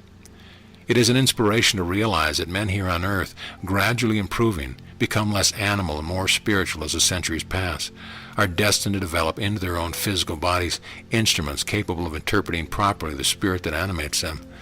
Human beings improve from generation to generation that we know. The improvement is due to the affection of fathers and mothers for each other and for their children. This race of ours, 100,000 years ago, was made up of animal-like creatures with huge projecting jaws, enormous teeth, small foreheads, and hideously shaped bodies. Gradually through the centuries we have changed. The brute has gradually disappeared. The prognatic face of man has become fatter. The jaw has gone in, the forehead has come out, and behind the forehead, gradually, thanks to the devotion and patient labor of woman, we are developing a brain that will ultimately give decent and adequate expression to spirit. Spirit and thought are identical in the sense that the genius of the musician and the sound that you hear when his music is played are identical. In music, the sound represents and interprets the musician's spirit, and the interpretation and the accuracy of that interpretation depend upon the orchestra, the violin, or the piano. Where the instruments are out of tune, it is not the genius of the musician, but the misinterpretation that you hear. And with our human brains, most of them out of tune, most of them incapable of expressing anything but the merest, faintest reflection of true spiritual life, there is yet very little harmony. Through the perfected brain of man, the cosmic spirit, in which each of us is a conscious atom, we speak clearly, and then this earth, our little corner in the universe, will be truly harmonious, governed by the spirit distinctly expressed, instantly obeyed. This cosmic spirit can and frequently does operate through the brain of another. Many a man seems to be doing something very wonderful when in reality another man, another mind, not visible in the work but actually at the work, does the heavy pulling. You may see the salesman, the editor, the floor walker, the engineer, the architect, any kind of a man engaged in any kind of work, apparently doing something wonderful. Yet he is not doing it all. An unseen power, another man, another brain, perhaps some little man with a small body and a big head who keeps out of sight is doing the work. Every one of us, without exception, is pulled along or pushed ahead by some force unseen. It may be the man in the inside office, usually invisible. It may be the woman at home setting a good example, giving to the man at work the inspiration and the power that no one else can give. It may be paternal affection, enabling a man to do for a child what he could not possibly do for himself. Very often the power is one that has long disappeared from the earth, a father or a mother whose energy and inspiration persists and does in the life of the son at work what the man could never have accomplished on his own accord. Cause and effect is as absolute and undeviating in the hidden realm of thought as in the world of visible and material things. Mind is the master weaver, both of the inner garment of character and the outer garment of circumstance. James Allen, end of chapter. Chapter 6, Transmutation. Abundance is a natural law of the universe. The evidence of this law is conclusive. We see it on every hand. Everywhere nature is lavish, wasteful, extravagant. Nowhere is economy observed in any created thing. The millions and millions of trees and flowers, plants and animals, and the vast scheme of reproduction where the process of creating and recreating is forever going on, all indicate the lavishness with which nature has been made provision for man. That there is abundance for everyone is evident, but that many seem to have been separated from the supply is also evident. That they may not come into realization of the universality of all substance, and the mind is the active principle, which starts causes in motion, whereby we are related to the things we desire. To control circumstance, a knowledge of certain scientific principle of mind action is required. Such knowledge is a most valuable asset. It may be gained by degrees and put into practice as fast as learned. Power over circumstance is one of its fruits. Health, harmony, and prosperity are assets upon its balance sheet. It costs only the labor of harvesting its great resources. All wealth is the offspring of power. Possessions are of value only as they confer power. Events are significant only as they affect power. All things represent certain forms and degrees of power. The discovery of a reign by law by which this power could be made available for all humans marked an important epoch in human progress. It is the dividing line between superstition and intelligence. It eliminated the element of caprice in man's lives and substituted absolute, immutable, universal law. A knowledge of cause and effect is shown by the laws governing steam, electricity, chemical affinity, and gravitation enables men to plan courageously and to execute fearlessly. These laws are called natural laws because they govern the physical world. But all power is not physical power. There is also mental power, and there is moral and spiritual power. Thought is the vital force or energy which is being developed and which has produced such startling results in the last half-century as to bring about a world which would be absolutely inconceivable to a man existing only 50 or even 25 years ago. If such results have been secured by organizing these mental powerhouses in 50 years, what may not be expected in another 50 years? Some will say, if these principles are true, why are we not demonstrating them? As the fundamental principle is obviously correct, why do we not get proper results? We do. We get results in exact accordance with our understanding of the law and our ability to make the proper application. We did not secure results from the laws governing electricity until someone formulated the law and showed us how to apply it. Mental action inaugurates a series of vibrations in the ether, which is the substance from which all things proceed, which in their turn induce a corresponding grosser vibration in the molecular substance until finally mechanical action is produced. This puts us in an entirely new relation to our environment, opening out possibilities hitherto undreamed of, and this by an orderly sequence of law which is naturally involved in our new mental attitude. It is clear, therefore, that thoughts of abundance will respond only to similar thoughts. The wealth of an individual is seen to be what he inherently is. Affluence within is found to be the secret of attraction for affluence without. The ability to produce is found to be the real source of wealth of the individual. It is for this reason that he has his heart and his work is certain to meet with unbounded success. He will give and continually give, and the more he gives, the more he will receive. Thought is the energy by which the law of attraction is brought into operation, which eventually manifests in abundance in the lives of men. The source of all power, as of all weakness, is from within. The secret of all success, as well as all failure, is likewise from within. All growth is an unfoldment from within. This is evident from all nature. Every plant, every animal, every human is a living testimony to this great law, and the error of the ages is in looking for strength or power from without. A thorough understanding of this great law which permeates the universe leads to the acquirement of that state of mind which develops and unfolds a creative thought which will produce magical changes in life. Golden opportunities will be strewn across your path, and the power and perception to properly utilize them will spring up from you. Friends will come unbidden. Circumstance will add just themselves to change conditions. You will have found the pearl of greatest price. Wisdom, strength, courage, and harmonious conditions are the result of power, and we have seen that all power is from within. Likewise, every lack, limitation, or adverse circumstance is the result of weakness, and weakness is simply absence of power. It comes from nowhere. It is nothing. The remedy, then, is simply to develop power.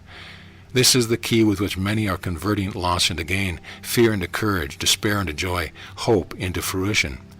This may seem to be too good to be true, but remember that within a few years, by the touch of a button or the turn of a lever, Science has placed almost infinite resources at the disposal of man.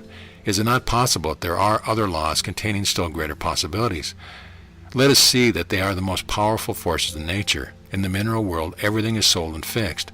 In the animal and vegetable kingdom, it is a state of flux, forever changing, always being created and recreated.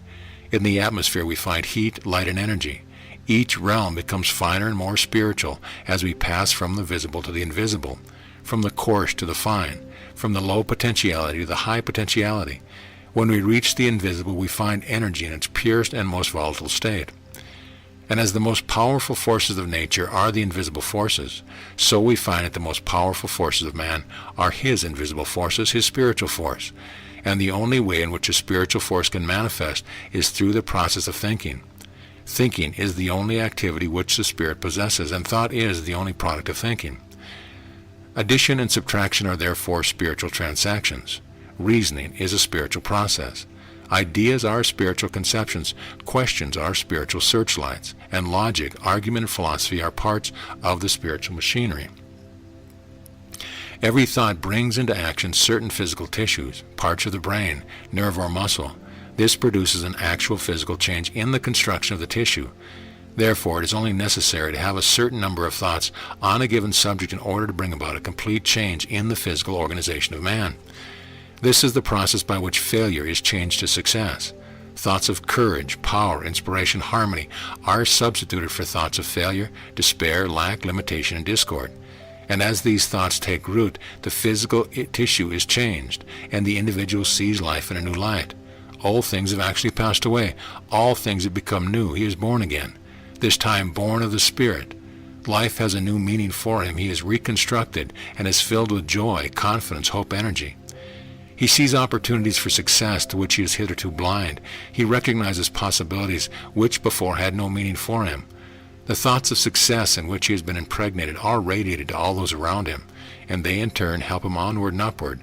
He attracts to him new and successful associates, and this in turn changes his environment, so that by this simple exercise of thought, a man changes not only himself, but his environment. You must see, that we are in the dawn of a new day, that the possibilities are so wonderful, so fascinating, so limitless as to be almost bewildering. A century ago, any man with an aeroplane or even a Gatling gun could have annihilated a whole army equipped with the implements of warfare then in use. So it is at present. Any man with a knowledge of the possibilities of modern metaphysics has an inconceivable advantage over the multitude. Mind is creative and operates through the law of attraction. We are not to try to influence anyone to do what we think they should do. Each individual has a right to choose for himself, but aside from this, we would just be operating under the laws of force, which is destructive in its nature and just the opposite of the law of attraction. A little reflection will convince you that all the great laws of nature operate in silence, and that the underlying principle is the law of attraction. It is only destructive processes such as earthquakes and catastrophes that employ force. Nothing good is ever accomplished in that way. To be successful, attention must invariably be directed to the creative plane. It must never be competitive. You do not wish to take anything away from anyone else. You want to create something for yourself. And what you want for yourself, you are perfectly willing that everyone else should have. You know that it is not necessary to take from one to give to another, but that the supply for all is abundant. Nature's storehouse of wealth is inexhaustible, and if there seems to be a lack of supply anywhere, it is only because the channels of distribution are as yet imperfect. Abundance depends upon a recognition of the laws of abundance. Mind is not the only creator, but the only creator of all there is. Certainly nothing can be created before we know that it can be created, and then make the proper effort. There is no more electricity in the world today than there was 50 years ago, but until someone recognized the law by which it could be made of service, we receive no benefit. Now that the law is understood, practically the whole world is illumined by it. So with the law of abundance, it is only those who recognize the law and place themselves in harmony with it who share its benefits. A recognition of the law of abundance develops certain mental and moral qualities, among which are courage, loyalty, tact, sagacity, individuality, and constructiveness. These are all moods of thoughts. As all thought is creative, they manifest in objective conditions, corresponding with the mental condition. This is necessarily true because the ability of the individual to think is his ability to act upon the universal mind and bring it into manifestation. It is the process whereby the individual becomes a channel for the differentiation of the universal. Every thought is a cause, and every condition an effect. This principle endows the individual with seemingly transcendental possibilities, among which is the mastery of conditions through the creation and recognition of opportunities. This creation of opportunity implies the existence or creation of a necessary quality or talents, which are thought forces and which result in a consciousness of power which future events cannot disturb.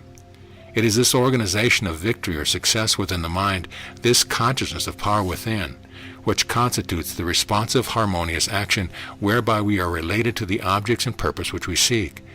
This is the law of attraction and action. This law, being the common property of all, can be exercised by anyone having sufficient knowledge of its operation. Courage is the power of the mind which manifests in the love of mental conflict. It is a noble and lofty sentiment. It is equally fitted to command or obey. Both require courage. It often has a tendency to conceal itself. There are men and women too who apparently exist only to do what is pleasing to others. But when the time comes and the latent will is revealed, we find under the velvet glove an iron hand, and no mistake about it. True courage is cool, calm, and collected, and is never foolhardy, quarrelsome, ill-natured, or contentious. Accumulation is the power to reserve and preserve a part of the supply which we are constantly receiving, so as to be in a position to take advantage of the larger opportunities which will come as soon as we are ready for them. Has it not been said, "To him that hath shall be given"? All successful businessmen have this quality well developed. James Hill, who recently died, leaving an estate of over $52 million, said, "If you want to know whether you are destined to be a success or a failure in life, you can easily find out. The test is simple and it is infallible. Are you able to save money? If not, drop out. You will lose. You may think not, but you will lose as sure as you live. The seed of success is not in you." This is very good so far as it goes, but anyone who knows the biography of James Hill knows that he acquired his $50 million by following the exact methods we have given. In the first place, he started with nothing. He had to use his imagination to idealize the vast railroad which he projected across the western prairies. He then had to come into a recognition of the laws of abundance in order to provide the ways and means for materializing it. Unless he had followed out this program, he would never have anything to save. Accumulativeness acquires momentum. The more you accumulate, the more you desire, and the more you desire, the more you accumulate, so that it is but a short time until the action and reaction acquire momentum that cannot be stopped. It must, however, never be confounded with selfishness, miserliness, or penuriousness. They are perversions and will make any true progress impossible. Constructiveness is the creative instinct of the mind. It will be readily seen that every successful businessman must be able to plan, develop, or construct. In the business world, it is usually referred to as initiative. It is not enough to go along with the beaten path. New ideas must be developed, new ways of doing things. It manifests in building, designing, planning, inventing, discovering, improving. It is a most valuable quality and must be constantly encouraged and developed. Every individual possesses it in some degree, because he is the center of consciousness in that infinite and eternal energy from which all things proceed. Water manifests on three planes, as ice, water, and as steam. It is all the same compound, the only difference is the temperature, but no one would try to drive an engine with ice. Convert it into steam and it easily takes up the load. So with your energy. If you want to act on a creative plane, you will have to begin by melting the ice with a fire of imagination.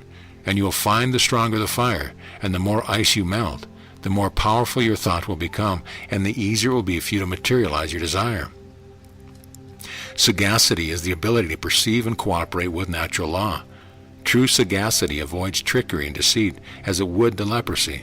It is the product of that deep insight which enables one to penetrate into the heart of things and understand how to set causes in motion which will inevitably create successful conditions. Tact is a very subtle and at the same time a very important factor in business success. It is very similar to intuition. To possess tact, one must have a fine feeling, most instinctively know what to say or what to do. In order to be tactful, one must possess sympathy and understanding. The understanding which is so rare, for all men see and hear and feel, but how desperately few understand.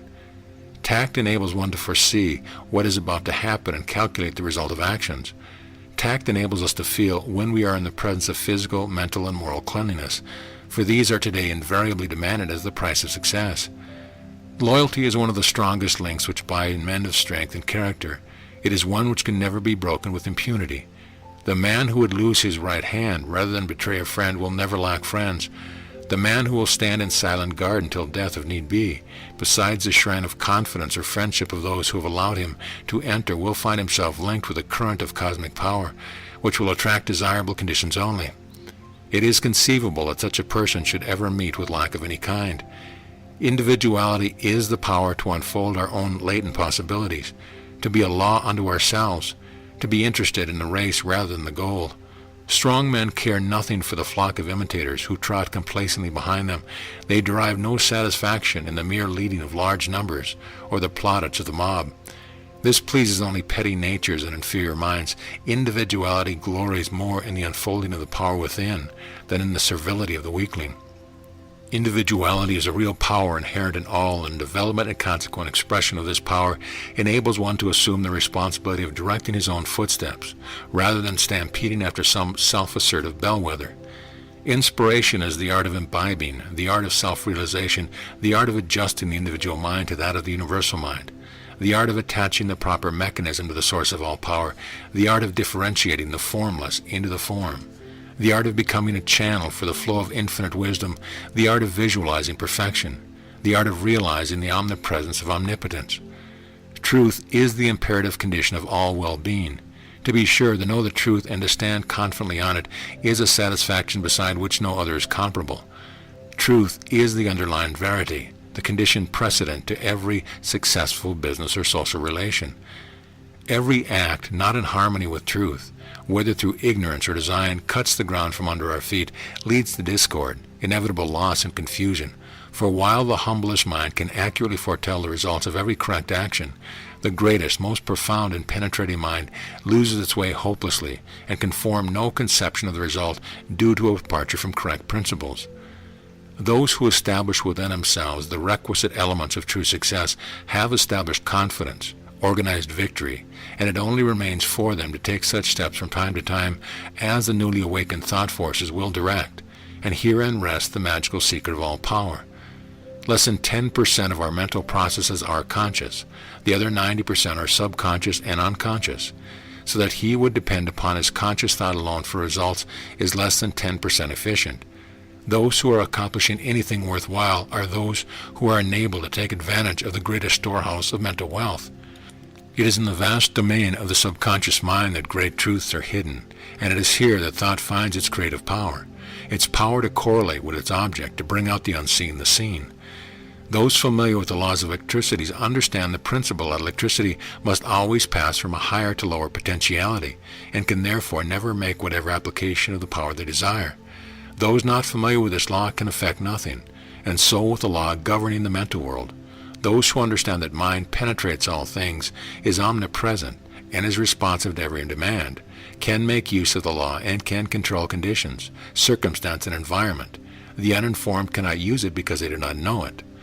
The fruit of this knowledge is, as it were, a gift of the gods. It is the truth that makes men free. Not only free from every lack and limitation, but free from sorrow, worry, and care. And is not wonderful to realize that this law is no respecter of persons, that it makes no difference what your habit of thought may be, the way has been prepared. With the realization that this mental power controls and directs every other power which exists, that it can be cultivated and developed, that no limitation can be placed upon its activity, it will come apparent that it is the greatest fact in the world, the remedy for every ill, the solution for every difficulty, the gratification of every desire. In fact, it is the Creator's magnificent provision for the emancipation of mankind. Verse, thoughts are things, Henry Van Dyke. I hold it true that thoughts are things. They're endowed with bodies and breath and wings, and that we send them forth to fill the world with good results or ill. That which we call our secret thought speeds forth to earth's remotest spot, leaving its blessings or its woes like tracks behind it as it goes. We build our future thought by thought, for good or ill, yet know it not. Yet so the universe was wrought, though as another name for fate. Choose then thy destiny and wait, for love brings love, and hate brings hate. End of chapter. Chapter 7. Attainment. The nervous system is matter. Its energy is mind. It is therefore the instrument of the universal mind. It is the link between matter and spirit, between our conscious and the cosmic consciousness. It is the gateway of infinite power. Both the cerebrospinal and the sympathetic nervous system are controlled by nervous energy that is alike in kind, and the two systems are so interwoven that their impulses can be sent from one to the other. Every activity of the body, every impulse of the nervous system, every thought uses up more nervous energy. The system of nerves may be compared to a telegraph system. The nerve cells corresponding to the batteries, the fibers to the wires. In the batteries is generated electricity. The cells, however, do not generate nervous energy. They transform it, and the fibers convey it. This energy is not a physical wave like electricity, light, or sound. It is mind. It hears the same relationship to the mind as a piano does to its player. The mind can only have a perfect expression when the instrument through which it functions is in order. The organ of the cerebrospinal nervous system is the brain. The organ of the sympathetic nervous system is the solar plexus. The first is the voluntary or conscious, the latter the involuntary or subconscious. It is through the cerebrospinal nervous system and the brain that we become conscious of possessions. Hence, all possession has its origin in consciousness. The undeveloped consciousness of a babe or the inhibited consciousness of an idiot cannot possess. This mental condition, consciousness, increases in direct proportion to our acquisition of knowledge. Knowledge is acquired by observation, experience, and reflection. We become conscious of these possessions by the mind, so that we recognize that possession is based on consciousness. This consciousness we designate the world within. Those possessions of form that we acquire are of the world without. That which possesses in the world within is mind. That which enables us to possess in the world without is also mind. Mind manifests itself as thoughts, mental pictures, words, and actions. Thought is therefore creative. Our power to use thought to create the conditions surrounding and other experiences of life depends upon our habit of thinking.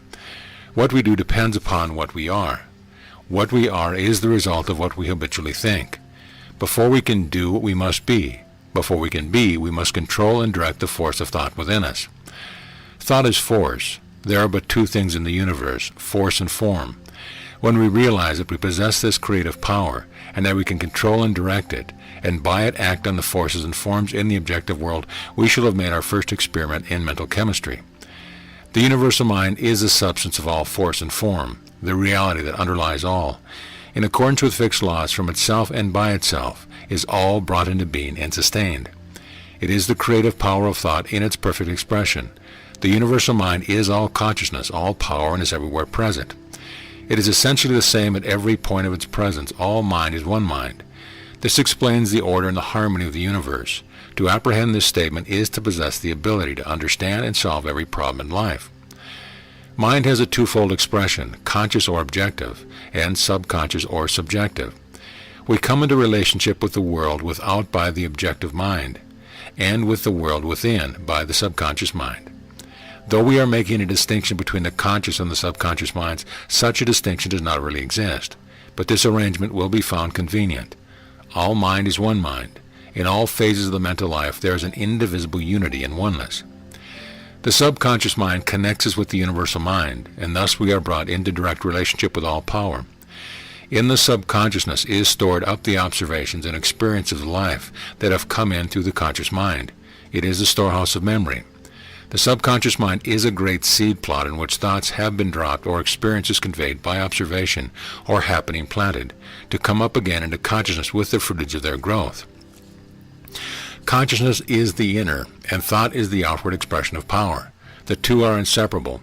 It is impossible to be conscious of a thing without thinking of it. We have captured the lightning and changed its name to electricity. We have harnessed the waters and made the remorseless flood our servant. By the miracle of thought we have quickened water into vapor to bear the burdens and move the commerce of the world.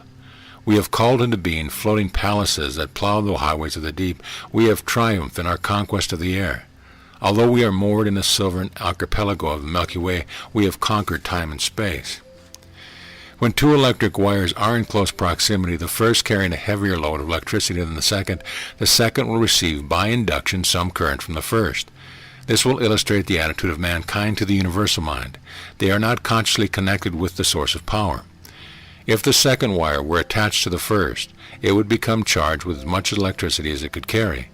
When we become conscious of power, we become a live wire. Because consciousness, we are connected with the power.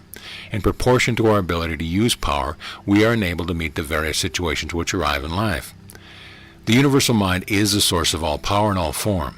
We are channels through which this power is being manifest. Consequently, within us is power unlimited, possibilities without end, and all under the control of our own thought. Because we have these powers, because we are in the living union with the universal mind, we may adjust to control every experience which may come to us. There are no limitations to the universal mind. Therefore, the better we realize our oneness with this mind, the less conscious we will be by any limitation or lack, and the more conscious of power. The universal mind is the same at every point of its presence, whether in the infinitely large or the infinitely small. The difference in the power relatively manifested lies entirely in the ability of expression. A stick of clay and a stick of dynamite of equal weight contains much the same amount of energy, but in the one it is readily set free, whereas in the other we have not yet learned how to release it. In order to express, we must create the corresponding condition in our consciousness. Either in the silence or by repetition, we impress this condition upon the subconscious. Consciousness apprehends, and thought manifests the conditions desired. Conditions in our life and in our environment are but the reflection of our predominant thoughts. So the importance of correct thinking cannot be overestimated. Having eyes and seeing not, having ears and hearing not, neither do they understand, is another way of expressing the truth that without consciousness there can be no apprehension. Thought constructively used creates tendencies in the subconscious. These tendencies manifest themselves as character. The primary meaning of the word character is an engraved mark, as a seal, and means the particular qualities impressed by nature or habit on a person which separates the person possessing them from all others. Character has an outward and an inward expression, the inward being purpose and the outward ability. Purpose directs the mind towards the ideal to be realized, the object to be accomplished, or the desire to be materialized. Purpose gives quality to thought. Ability is the capacity to cooperate with omnipotence, although this may be done unconsciously. Our purpose and our ability determine our experience in life. It is important that purpose and ability be balanced. When the former is greater than the latter, the dreamer is produced. When ability is greater than purpose, impetuosity is the result, producing much useless activity. By the law of attraction, our experiences depend upon our mental attitude. Like is attracted to like. Mental attitude is as much the result of character as character is of mental attitude. Each acts and reacts on the other. Chance, fate, luck, and destiny seem to be blind influences that work behind every experience. This is not so, but every experience is governed by immutable laws, which may be controlled so as to produce the conditions which we desire. Everything visible and tangible in the universe is composed of matter, which is acted upon by force. As matter is known to us by its external appearances, we shall designate it as form. Form may be divided into four classes: that possessing form only, or the inorganic, as for example iron, marble, etc. Form that is living, or the organic, which has sensation and voluntary motion, as in animals. Form that in addition is conscious of its own being, and its possession as man. The fundamental principle underlying every successful business relation or social condition is the recognition of the difference between the world within and the world without, the subjective world and the objective world. Around you, as the center of it, the world without revolves. Matter, organized life, people, thought, sounds, light, and other vibrations. The universe itself, with its numberless millions of phenomena, sending out vibrations toward you. Vibrations of light, of sound, touch, loudness, softness, love, hate, thoughts, good and bad, wise and unwise, true and untrue. These vibrations are directed toward you, your ego, by the smallest as well as by the greatest, the farthest and the nearest. A few of them reach your world within, but the rest pass by, and as far as you are immediately concerned are lost. Some of these vibrations or forces are essential to your health, your power, your success, your happiness. How is it that they have passed you by and have not been received in the world within? When making a gramophone record, certain conditions must be observed. Everything coming within range of the transmitter will be recorded, provided that the disc to receive the vibrations has been properly prepared and the requisite conditions are observed. Assuming that the transmitter is perfect, any defect in the recording disc will make a corresponding deficient record. For example, a disc may not be too perfectly flat, or may be not moving at a correct speed, or the wax may be too soft, too hard, or the contact of the needle may be imperfect. The world within possesses sensibility. a faculty that catches the vibrations from the world without and conveys them to the world within. It is the link that joins the two worlds. This sensibility is a form of consciousness. Considering consciousness as a general term, we may say that it is a result of the world without acting on the world within. This takes place continuously whether we are awake or asleep. Consciousness is the result of sensing or feeling. We easily recognize three phases of consciousness, between each of which there are enormous differences. Simple consciousness, which all animals possess in common. It is a sense of existence by which we recognize that we are, and that we are where we are, and by which we perceive the various objects and varied scenes and conditions. Self-consciousness, possessed by all mankind except infants, and the mentally deficient. This gives us the power of self-contemplation, that is, the effect of the world without our world within. Self contemplates self. Amongst many other results, language has thus come into existence, each word being a symbol for a thought or an idea. Cosmic consciousness, this form of consciousness, is as much above self-consciousness as self-consciousness is above simple consciousness.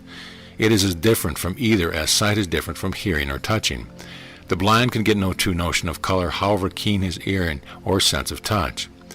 Neither by simple consciousness nor by self-consciousness can one get any notion of cosmic consciousness. It is not like either of them, any more than sight is like hearing. A deaf man can never learn the value of music by means of his sense of sight or of touch.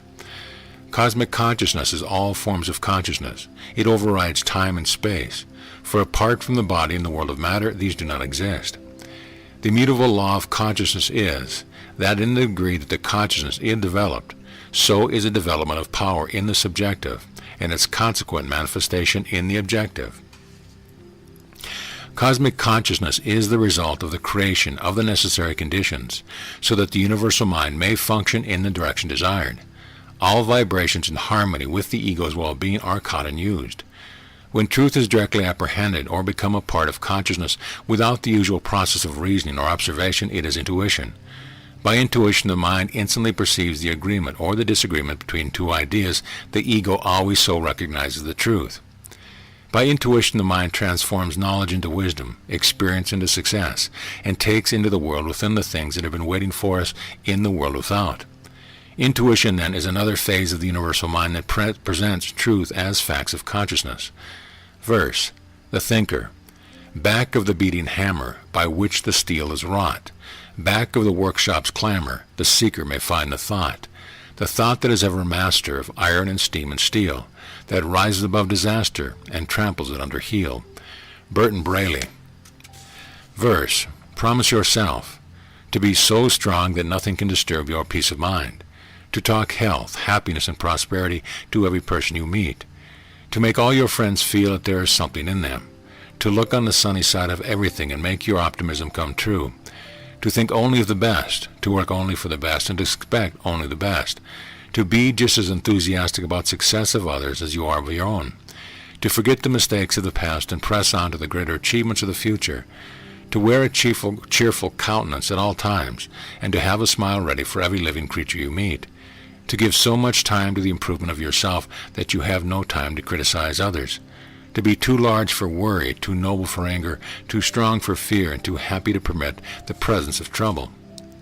To think well of yourself and to proclaim this fact to the world, not in loud words, but in great deeds. To live in the faith that the world is on your side, so long as you are true to the best that is in you. Christian D. Larson. End of chapter. Chapter 8. Industry. All the lost mines of Mexico, all the argosies that ever sailed from the Indies, all the gold and silver laden ships of the treasure fleets of storied Spain count no more in value than a beggar's dole compared to the wealth that is created every 8 hours by modern business ideas. Opportunity follows perception, action follows inspiration, growth follows knowledge, environment follows progress, always the mental first, then the transformation into the illimitable possibilities of character and achievement. The progress of the United States is due to 2% of its population. In other words, all of our railroads, telephones, automobiles, libraries, newspapers, and 1,000 other conveniences, comforts, and necessities are due to the creative genius to 2% of the population.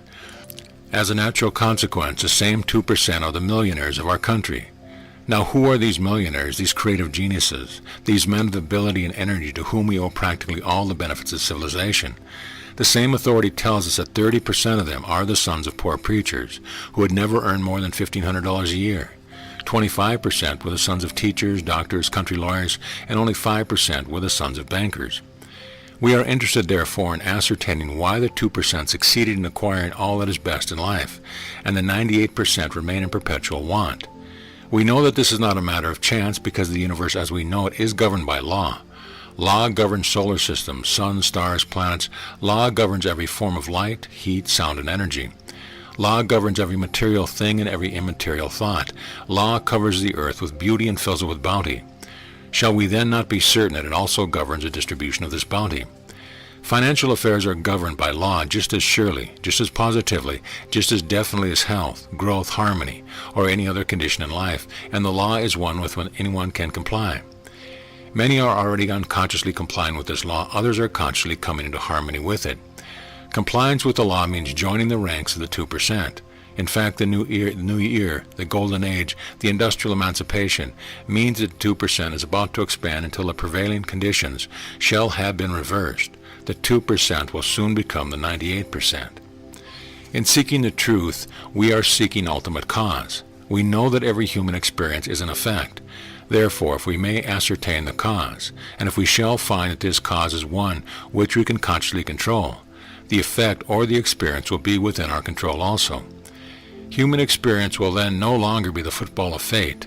A man will not be the child of fortune but destiny. Fate and fortune will be controlled as readily as a captain controls his vessel or an engineer's train.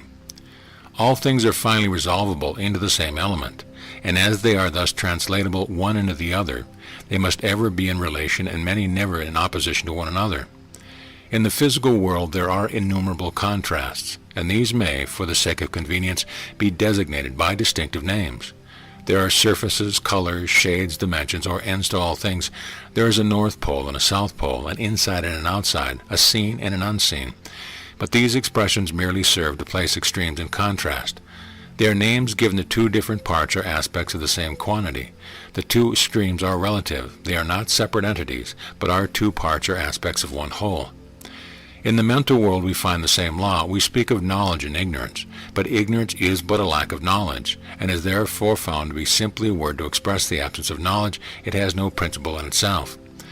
In the moral world we speak of good and evil, but upon investigation we find that good and evil are but relative terms. Thought precedes and predetermines action.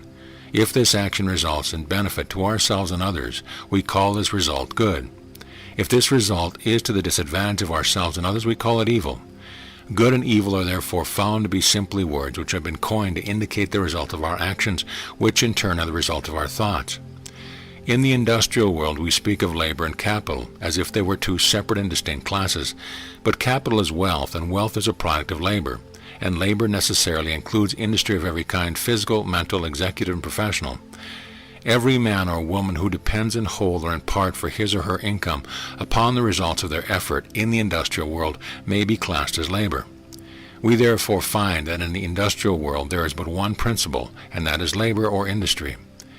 There are many who are seriously and earnestly trying to find a solution to the present industrial and social chaos, and we hear much of production, waste, efficiency, and sometimes something in regard to constructive thinking. The thought that humanity is one that borderland on a new idea, that the dawn of a new era is at hand, that a new epoch in the history of the world is about to take place, is rapidly spreading from mind to mind, and is changing the preconceived ideas of man and his relation to industry. We know that every condition is the result of a cause, and that the same cause invariably produces the same result. What has been the cause of similar changes is the thought of the world. The Renaissance, the Reformation, the Industrial Revolution, always a discovery and a discussion of new knowledge.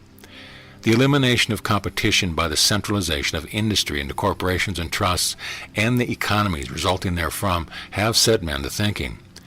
He sees that competition is not necessary to progress, and he is asking, what will the outcome of the evolution which is taking place in the industrial world? And gradually the thought begins to dawn. The thought which is rapidly germinating, which is about to burst forth in the minds of men everywhere, the thought which is carrying men off their feet and crowding out every selfish idea, the thought that the emancipation of the industrial world is at hand. This is the thought which is arousing enthusiasm of mankind as never before. This is the thought which is centralizing force and energy, and which will destroy every barrier between itself and its purpose. It is not a vision of the future. It is not a vision of the present. It is the door, and the door is open. The creative instinct in the individual is his spiritual nature. It is a reflection of the universal creative principle. It is therefore instinctive and innate. It cannot be eradicated. It can only be perverted. Owing to the changes which have taken place in the industrial world, this creative instinct no longer finds expression. A man cannot build his own house. He can no longer make his own garden. He can by no manner of means direct his own labor.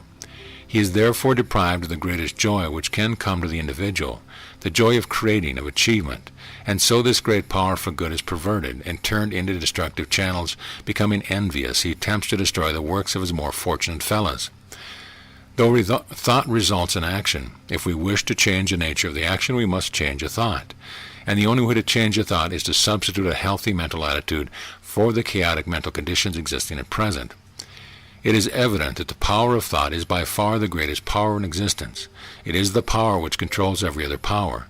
And while this knowledge has until recently been the possession of the few, it is about to become the priceless privilege of the many. Those who have the imagination, the vision, will see the opportunity of directing this thought into constructive and creative channels. They will encourage and foster the spirit of mental adventure. They will arouse, develop, and direct the creative instinct, in which case we shall soon see such an industrial revival as the world has never before experienced. Henry Ford visions the approach to the new era in the Dearborn Independent. He says, "The human race is now on the borderline between two periods. The period when to use is to lose, and the period when not to use is to waste. For a long time mankind has been conscious of somehow coming to the end of an irresponsible childhood.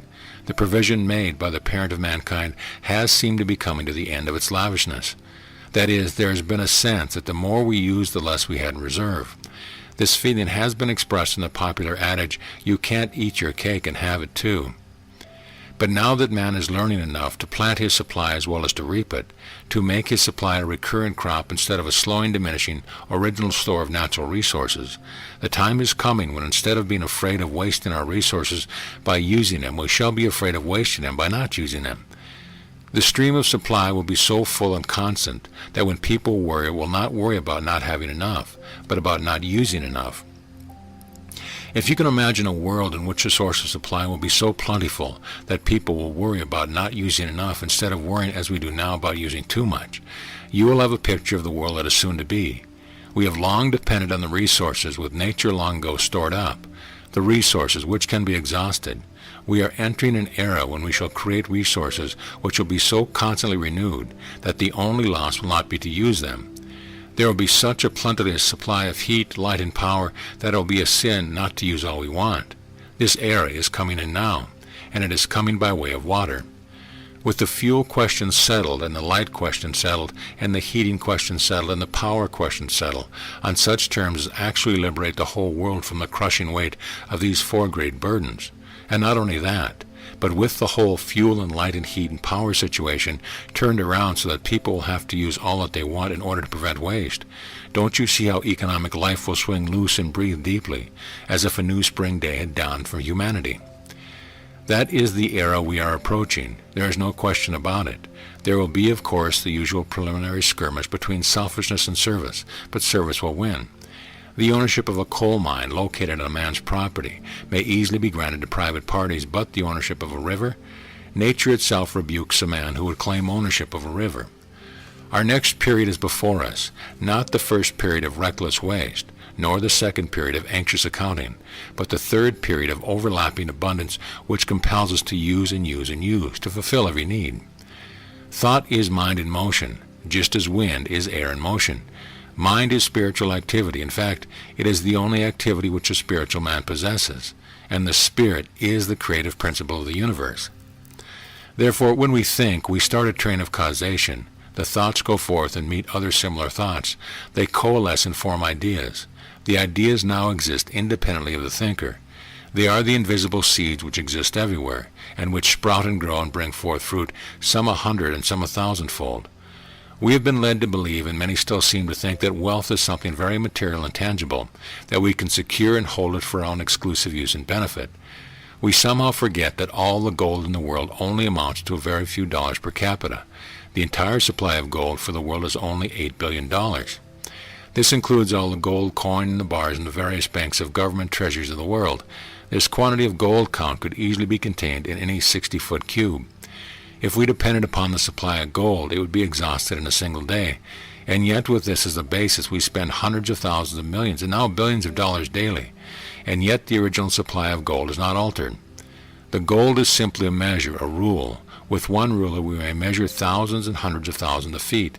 So with one $5 bill, hundreds and thousands of millions of people may have the use of it by simply passing it from one to another. So it is that we can only keep the tokens of wealth, which we call money, circulating. Everyone could have all he or she might want. There need be no lack. The sense or lack comes only when we begin to hoard, when we are seized with the fear and panic and fail to give out to release. It is therefore evident that the only way we can get any benefit from wealth is by its use, and to use it we must give it out. So that someone else can get the benefit of it, we are then cooperating for our mutual benefit and putting the law of abundance into practical operation. We also see that wealth is by no means as substantial and tangible as many supposed, but that on the contrary, the only way to get it is to keep it going. As soon as there is any concerted movement whereby there is any danger of stopping the circulation of this medium of exchange, there is stagnation, fever, panic, and industrial death. It is this intangible nature of wealth that makes it peculiarly susceptible to the power of thought, and has enabled many men to secure fortunes in a year or two which others could not hope to acquire in a lifetime of effort. This is due to the creative power of mind. Helen Wilmans gives an interesting description of the practical operation of this law in The Conquest of Poverty. She says, "There is an almost universal reaching out for money. This reaching out is from the acquisitive faculties only, and its operations are confined to the competitive realm of the business world. It is a purely external proceeding. Its mode of action is not rooted in the knowledge of the inner life, which is finer, more just and spiritualized wants. It is but an extension of animality into the realm of the human, and no power can lift it to the divine plane that the race is now approaching. For all lifting on this plane is the result of spiritual growth. It is doing just what Christ said we must do in order to be rich. It is first seeking the kingdom of heaven within, where alone it exists. After this kingdom is discovered, then all these things, external wealth, shall be added. What is there within a man that can be called the kingdom of heaven? When I answer this question, not one reader out of 10 will believe me, so utterly bankrupt of knowledge of their own internal wealth are the great majority of people. But I shall answer it nevertheless, and it will be answered truly. Heaven exists within us in the faculties latent in the human brain, the superabundance of which no man has ever dreamed. The weakest man living has the power of God folded within his organization, and they will remain folded until he learns to believe in their existence, and then tries to develop them. Men generally are not introspective, and this is why they are not rich. They are poverty-stricken in their own opinions of themselves and their powers, and they put the stamp on their belief of everything they come in contact with. If a day laborer, let us say, does not but look within himself long enough to perceive that he has an intellect that can be made as great and far-reaching as that of the man he serves, if he sees this and attaches due importance to it, the mere fact of his seeing it has, to a degree, loosened his bonds and brought him face to face with better conditions. But there is wanted something more than the fact of knowing that he is, or may become by recognition of self, his employer's intellectual equal. There remains the fact that he needs also to know the law and claim its provisions, namely that a superior knowing relates him to superior position. He must know this and trust it, for it is by holding his truth and faith and trust that his being to ascend bodily. Employers everywhere hail with delight the acquisition of employees who are not mere machines. They want brains in their business and are glad to pay for them. Cheap help is often the most expensive in the sense of being the least profitable. As brain growth or development or thought power in the employee increases his value to the employer, and as the employee grows to the degree of strength where he is capable of doing for himself, there will be another yet grown so strong to take his place. The gradual recognition by a man of his own latent powers is the heaven within that is to be brought forward into the world and established in these conditions which correlate to it. A mental poorhouse projects from itself the spirit of a visible poorhouse, and this spirit expresses itself in visible externals correlated to its character. A mental palace sends forth the spirit of a visible, with results that correlate to it, and the same may be said of sickness and sin, of health and of goodness. End of chapter. Chapter 9, Economics. Senator Wadsworth recently said, "I pray that the time will come when American public opinion will come to any appreciation of what organic chemistry means, of what research means in the way of progress. We have been interested as a propel in the development of material resources, the digging of iron and coal from the ground, the raising of crops upon the surface, and the engaging in transportation and other forms of commercial effort. As a people, we have paid little attention and given little encouragement to scientific research. But, Mr. President and Senators, the progress of the future depends upon scientific research. It is the man working in the chemical laboratory who is to blaze the way for human progress." He went on to say, "I believe that in organic chemistry lies the solution of the secrets of the past and of the future. I believe that its establishment and maintenance in this country, even under an embargo, means the happiness, the progress, and security of 100 million people." Senator Freelausen added, "When we realized that it was due to the genius of the German chemists and the advance in the science by the German industries that enabled Germany to get almost to the chemical channel ports, when we realized that the next war will be fought with chemicals, I think it is our patriotic duty to give this industry the highest protection that can be imposed. It is true that many of the more important discoveries in science are due to the genius of German chemists. It is also true that the next war, if there be one, will be fought with chemicals. But the next and all future wars will be won by an understanding of mental chemistry. Try to realize the situation. Think for a moment. See an army of men pass in review, four abreast, all men in the prime of life. See them march on, men from Germany, France, England, Belgium, Austria, Russia, Poland, Romania, Bulgaria, Serbia, Turkey, yes, from China, Japan, India, New Zealand, Australia, Egypt, and on they go, marching all day long, all the next day and the next day, all the week they keep coming in next week, and the next week and the next month. For if it would take months for this army of 10 million men to pass any given point, all dead and dead only because a few men in high places were more concerned about organic chemistry than they were about mental chemistry. They did not know that force can always be met with equal or superior force. They did not know that a higher law always controls a lower law. And because intelligent men and women allowed a few men in high places to control their thinking process, the entire world must sit in sackcloth and ashes, for the living will find it necessary to work the rest of their lives in order to even pay the interest on the obligation assumed, and their children will find these obligations an inheritance, and they in turn will pass them on to their children and their children's children. Marion Burton, president of the University of Michigan, said, "Perhaps the most solemn question that can be put to a person today is, can you think? The test of individual efficiency and usefulness to society centers in a man's ability to use his mind." Emerson never erected a more arresting danger signal than when he exclaimed, "Beware when the great God lets loose a thinker on the planet.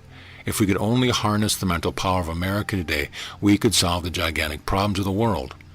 Not by appeals to prejudice and class interest, not by the hurling of epithets, not by the ready acceptance of half-truth, not by superficial, but by careful, painstaking, scientific, scholarly thought combined with wise and timely action, will civilization be rescued and human freedom made secure.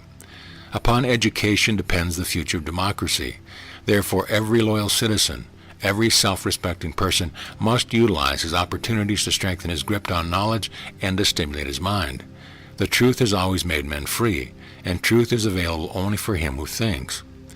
That people are beginning to think is evident. Formerly, when men were discontented or dissatisfied, they met in a nearby saloon, had a few drinks, and promptly forgot their discontent and dissatisfaction.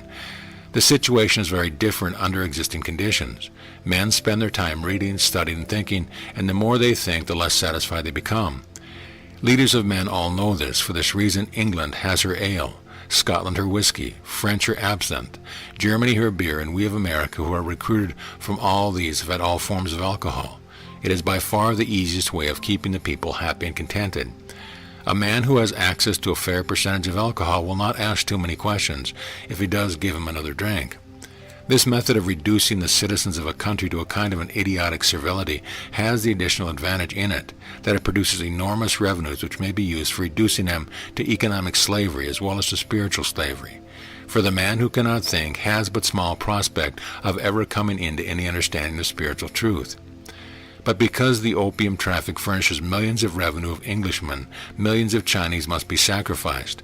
And because the sale and distribution of alcohol furnishes million-dollar accounts for large banks and trust companies, $100,000 fees for corporation attorneys, because it makes it possible to lead large masses of men to the polls for the purpose of voting for political parties who are both morally and politically bankrupt. There are those who would again inflict this deadly curse upon the citizens of our country.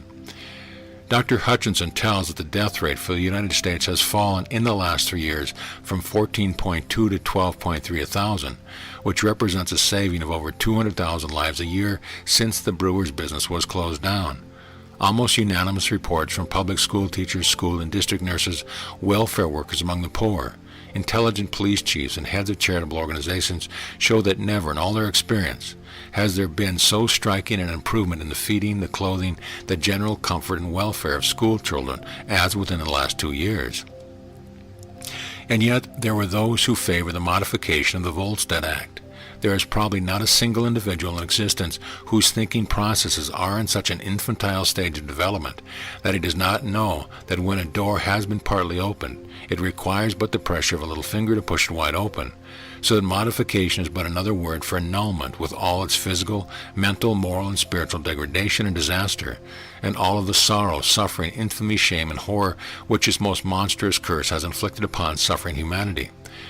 There can be no argument on the assertion that this country is in need of constructive legislation and administration as never before. There never was a time in our history when sound judgment, broad vision, great knowledge, and practical initiative were so necessary to the preservation and promotion of our national and individual welfare. There never was a time when statesmanship and leadership of the highest qualities were so essential to our advancement of prosperity. The country has before it, and it long had, an impressive proof of the futility of mediocrity in government under the conditions that have oppressed us since the war. It has seen a Congress without leadership, hopelessly confused by the tremendous problems it confronted, accomplishing little toward their solution and at little badly. They never have had time, we repeat, when able, constructive statesmanship was so greatly needed, and there has been a time when there was so little of that quality of statesmanship in office. The following editorial entitled "Where Are We Going?" recently appeared in the St. Louis Globe Democrat. Whose fault is this? Who is primarily to blame for the fact that our resources are so small when our needs are so great? There can be no other answer to that: the people of the United States. The men who are responsible for legislation and administration are chosen by the people. Within the people rests the sole power of election. This is the fundamental principle of our government, and we have no right to complain when our affairs are badly managed if we do nothing to obtain better managers. But what do we see in this perilous situation? Are the people seeking and supporting men whose brains and judgment, knowledge, and character justify expectation of improvements in the governmental conditions? Most conspicuously they are not. On the contrary, they are turning to men who are most lacking in qualities needed for this emergency, to men indeed whose qualities are the opposite, men who are mainly distinguished, if distinguished at all, by their abilities as obstructionist and destructionist, or if they are new aspirants, but their capacity to condemn whatever is and to propose strange and weird political nostrums for popular enticement. How is the government of the world's greatest nation to function greatly and maintain its greatness with such material? How is construction, the supreme need of this time, to be accomplished by men who know not how to build, who do not want to build, and whose counsel are but confusion? And what is the meaning of the popular trend which sets these men in the high places of the government? Undoubtedly we think it is a voicing of a great protest against present conditions, a great outpouring of popular discontent over many things that disturb and irritate the public. That there are numerous reasons for dissatisfaction is not to be questioned, but far from providing a remedy for these conditions, the courses taken by the people must inevitably make them worse. The problems that are pressing upon us must somehow be solved before we can be restored and resume our progress, and their solution can only come from constructive minds. There can be no disagreement as to that, yet it is not constructive but destructive statesmanship to which we are trusting our affairs. So what is to be the outcome? The unit of the nation is the individual. The government represents only the average intelligence of the unities comprising the nation. Therefore, our work is with the unit. When the thought of the individual changes, the collective thought will take care of itself, but we try to reverse the process. We try to change governments instead of individuals, but with a little intelligent, organized effort, the present destructive thought could be readily charged into a constructive thought, in which case the situation would rapidly change. 10 years ago, the securities of German corporations sold side by side with those of England and America. No one dreamed that they would not be absolutely safe. The municipal bonds of any large German city sold freely on a 4% basis in London, Paris, and New York. The mark was as stable as a dollar or pound sterling. The interest is still being paid upon these securities, and the principal will be paid at maturity, but in money that is hardly worth the paper it is printed upon. So the conservative German investor, the man who made only safe investments, who was careful to buy only first mortgage bonds that yielded not more than 4 or 5%, is practically penniless. But as a compensation, he can reflect that a liberal government allowed the people to have plenty of beer. And when men have plenty of beer, they will usually be glad to let someone else do the thinking for them. For the use of beer is not calculated to produce deep, clear, sustained, or logical thought. And so we find that during the past week in November 1922, there were issued 61,644,000,000 of these marks, which was exceedingly owned by the number issued during the preceding week, which was 67 billion. The value of a German mark is now something like 1/100th part of 1 cent. The reason that the dollar will probably remain at par is because we do not desire the kind of personal liberty that enriches a few at the expense of the many, the kind of liberty that attempts to reduce American citizens to automatons in order that a few may dictate the destiny of the nation. Happiness, prosperity, and contentment are the result of clear thinking and right action, for the thought precedes and predetermines the nature of the action. A little artificial stimulation in the form of intoxicating liquor may temporarily still the senses, and thus serve to confuse the issue. But as in economics and mechanics every action is followed by reaction, so in human relations every action is followed by an equal reaction, and so we have come to know that the value of things depends upon the recognition of the value of the person. Whenever a creed becomes current that things are more important than people programs become fixed which set the interest of wealth above the interest of people, this action must necessarily be followed by a reaction. We of America must remember that the large business of life is not economically conducted unless we succeed in transforming our resources into the highest grade of physical, mental, and moral persons evolvable. Then and then only shall we know that our investments are safe. The question is, how may this be accomplished? What combinations of thought shall be made in order to bring about the chemicalization which will result in the greatest good for the greatest number? Shall we encourage the spirit of anarchy and discontent and follow the example of Italy by turning over the machinery of government to those who are interested only in the exaltation of personality? For in Italy there is today no authority but that of Mussolini. The chamber has none, the Senate has none, the king has none. His power is absolute. He may abrogate all laws appertaining to finance and apply new laws to his own making. Already he has indicated that he will levy a tax upon workmen drawing high wages, not so much for fiscal reasons as for political and moral reasons. This is the result of a fostering of a spirit of discontent, disorder, and social unrest, and nowhere do these conditions obtain except in countries where it has been easy to mislead the people through the distribution of alcoholic beverages which destroy the power to think. A celebrated European statement visions the present situation as follows. Unfortunately, the ills of the war, like that of 1914 to 1918, are repaired but with difficulty. Given even the entire good faith of the conquered, if the latter, by conscientious labor, generally desired to help the world out of its sanguinary nightmare and back to normal life, the world would nonetheless remain for a long time hopelessly adrift in at sea. We are assisting today at the prolongation of war, which is not even likely to approach a conclusion until this new orientation of a peacetime energy. Finances upside down, budgets artificially met, rates of exchange giving 65 francs to the pound and 14 to the dollar, and terribly distorted fiduciary circulation, an ever-increasing cost of living, strikes, rapid changes in stock markets, making commerce and an industry impossible, accumulation of stocks such as the ransom for those 4 years of war. It was materially impossible that either for conqueror or conquered aught else should result from this world catastrophe than complete chaos for all. Millions of men are not consecrated for 52 months of work to death and destruction for the world to be reestablished on the morrow of peace. Such rapidity, reacquired equilibrium is beyond the bounds of human practicality. It will be remembered that the master metaphysician said the same thing in somewhat different language many years ago.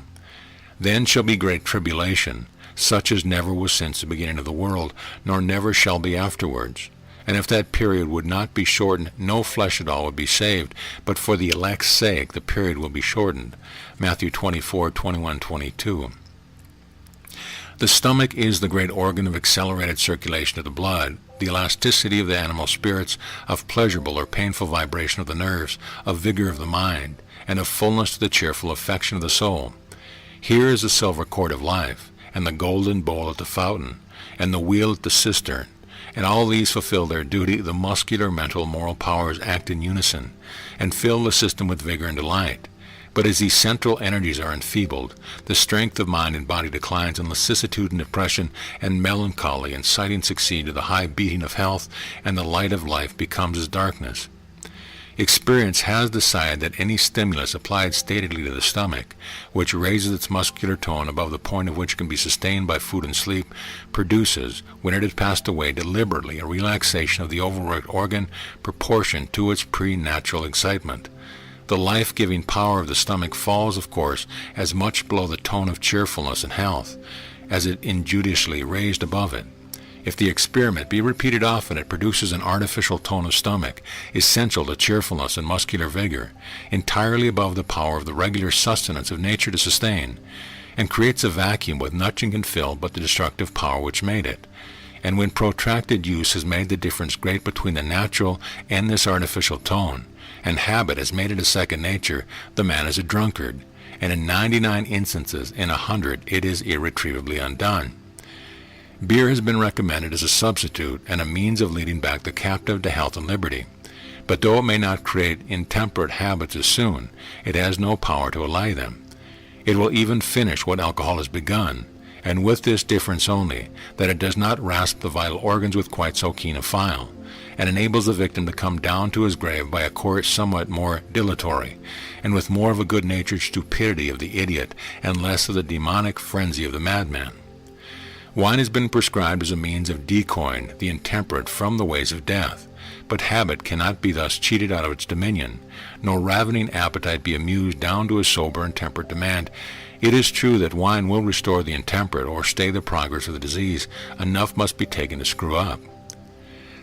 Give with an importunity not to be resisted, and long before the work of death is done, wine will fail to minister a stimulus of sufficient activity to rouse the flagging spirits, or will become acid on the enfeebled stomach, and whiskey and brandy will be called in to hasten to its consummation the dilatory work of self-destruction. So that if no man becomes a sot upon wine, it is only because it hands him over to more fierce and terrible executions of heaven's delayed vengeance. To the action of a powerful mind, a vigorous muscular frame is, as a general rule, indispensable. Like heavy ordnance, the mind, in its efforts, recoils on the body, and it will soon shake down a puny frame. The history of the world confirms this conclusion. Egypt, once at the head of nations, has, under the weight of her own effeminacy, gone down to the dust. The victories of Greece letted upon her the luxuries of the East, and covered her glory with the night of ages. And Rome, who iron-foot trod down the nations and shook the earth, witnessed in her latter days faintness of heart, and the shield of the mighty Veli cast away. End of chapter. Chapter 10, Medicine. Where Truth Abides, Robert Browning. Truth is within ourselves, it takes no rise from outward things, whatever you may believe. There is an inmost center in us all, where truth abides in fullness and around. Wall upon wall the gross flesh hems it in, this perfect clear conception which is truth. A baffling and perverting carnal mesh binds it, and makes all error and to know rather consist in opening out a way whence the imprisoned splendor may escape, than in effecting entry for light supposed to be without. The attitude of the practitioners of medicine toward mental chemistry has always been most Catholic. To quote Dr. Osler, the psychical method has always been an important, though largely unrecognized, part in therapeutics. It is from faith, which buoys up the spirit, sets the blood flowing more freely, and the nerves playing their parts without disturbance, that a large part of all cures arise. Despondency or lack of faith will often sink the stoutest constitution almost to death's door. Faith will enable a bread pill or a spoonful of clear water to do almost miracles of healing, when the best medicines have been given over in despair. The basis of the entire profession of medicine is faith in the doctor and his drugs and his methods. F.W. Clark has fittily summed up the relation of modern chemistry to progressive medicine. Medicine is indebted to chemistry for almost a new pharmacopoeia, for not only having new medicines been created, but in place of old drugs, crude and bulky, the compact and more elegant active principles are now employed. Anesthetics such as ether, chloroform, and nitrous oxides, hypnotics like chloral, the remedies derived from coal tar and alkaloids like quinine, morphine, and cocaine are a few of the contributions with which chemistry has enriched medical practice. Even antiseptic surgery depends upon chemical preparations for its success. On the other hand, Dr. Osler admits that we have not as yet made as many additions to the stock of panaceas as we might, but chemistry has done vast services for us and will probably do far more. Aside from the discovery of new substances like cocaine, it has given us the active principle of calculable strength and purity, in place of crude drugs on varying strength at best and that varying purity in age. And there is no reason why we may not have new specifics as Sir, and as for the important diseases as quinine. Our problem would be more simple, and the doctors, with their wide knowledge and splendid service, would have solved the problem long ago had it been a purely physical one. But unfortunately, it is a mental problem long before it becomes a physical one, and as we continue to exercise our capacity for response, we shall find it necessary to treat our thoughts and emotions if we are to establish health upon a firm basis. For instance, it is commonly recognized that worry or continued negative emotional excitement will disorganize digestion. When the digestion is normal, the feeling of hunger will stop, will be inhibited when we have eaten as much as we need. Nor will we feel hunger again until we actually require food. In such cases, our inhibiting center is working properly. But if we get dyspeptic, this inhibiting center has ceased to function, and we are hungry all the time, with the consequent tendency to overwork an already impaired digestive apparatus. Mankind is continually experiencing such small disturbances. They are strictly local and attract but small attention at the great center. They come and go, and properly so, without drawing from the organism as a whole much consideration. But if the disorder has grown out of deep-rooted cause which cannot easily be removed, disease of a more serious nature will ensue. Under such circumstance, by reason of its seriousness and long continuance, the trouble involves all parts of the organism, and may threaten its very life. When it reaches the point, it is the administration of the grand center is vigorous and determined and wise. The disturbance cannot long endure, but if there is weakness at the center, the whole federation may go down with a crash. Dr. Lindlar said the nature-cure philosophy presents a rational concept of evil, its cause and purpose, namely that it is brought on by violation of nature's laws, that it is corrective in its purpose, that it can be overcome only by compliance with the law. There is no suffering, disease, or evil of any kind anywhere unless the law has been transgressed somewhere by someone. These transgressions of the law may be due to ignorance, indifference, or to willful and viciousness. The effect will always be commensurate with the cause. The science of natural living and healing shows clearly that what we call disease is primarily nature's effort to eliminate morbid matter and to restore the normal functions of the body, that the process of disease are just as orderly in their way as everything else in nature, that we must not check or suppress them, but cooperate with them. Thus we can, slowly but laboriously, the all-important lesson that obedience to the law is the only means of prevention of disease and the only cure. The fundamental law of cure, the law of action and reaction, and the law of crisis, as revealed by the nature-cure philosophy, impress upon us the truth that there is nothing accidental or arbitrary in the process of health, disease, and cures, that ever-changing condition is either in harmony or in discord with the laws of our being, that only by complete surrender and obedience to the law can we master the law and attain and maintain perfect physical health. In our study of the cause and character of disease, we must endeavor to begin at the beginning, and that is life itself. For the processes of health, disease, and cure are manifestations of that which we call life and vitality. These are two prevalent but widely differing conceptions of the nature of life or vital force, the material and the vital. The former looks upon life or vital force with all its physical, mental, and psychic phenomena as manifestations of the electric, magnetic, and chemical activities of the physical material elements composing the human organism. From this viewpoint, life is a sort of spontaneous combustion, or as one scientist expressed it, a succession of fermentations. This materialistic conception of life, however, has already become obsolete among the more advanced biologists as a result of the discoveries of modern science, which are fast bridging the chasm between the material and the spiritual realms of being. The vital conception of life, or vital force, on the other hand, regards it as the primary force of all forces, coming from the central source of all power. This force, which permeates, warms, and animates the entire created universe, is the expression of the divine will, the logos, the word, or the great creative intelligence. It is this divine energy which sets in motion the whirls in the ether, the electric corpuscles and ions that make up the different atoms and elements of matter. These corpuscles and ions are positive and negative forms of electricity. Electricity is a form of energy. It is intelligent energy. Otherwise, it could not move with the unvarying wonderful precision in the electrons of the atoms, as in the sun and the planets of the sidereal universe. If this supreme intelligence should withdraw its energy, the electrical charges, forms of energy, and with it the atoms, elements, and the entire material universe would disappear in a flash or a moment. From this it appears that crude matter, instead of being the source of life and of all its complicated mental and spiritual phenomena, is only an expression of the life force, itself a manifestation of the great creative intelligence, which some call God, other nature, the oversoul, Brahma, Prana, etc., each one according to his understanding. It is a supreme power and intelligence acting in and through every atom, molecule, and cell in a human body, which is the true healer.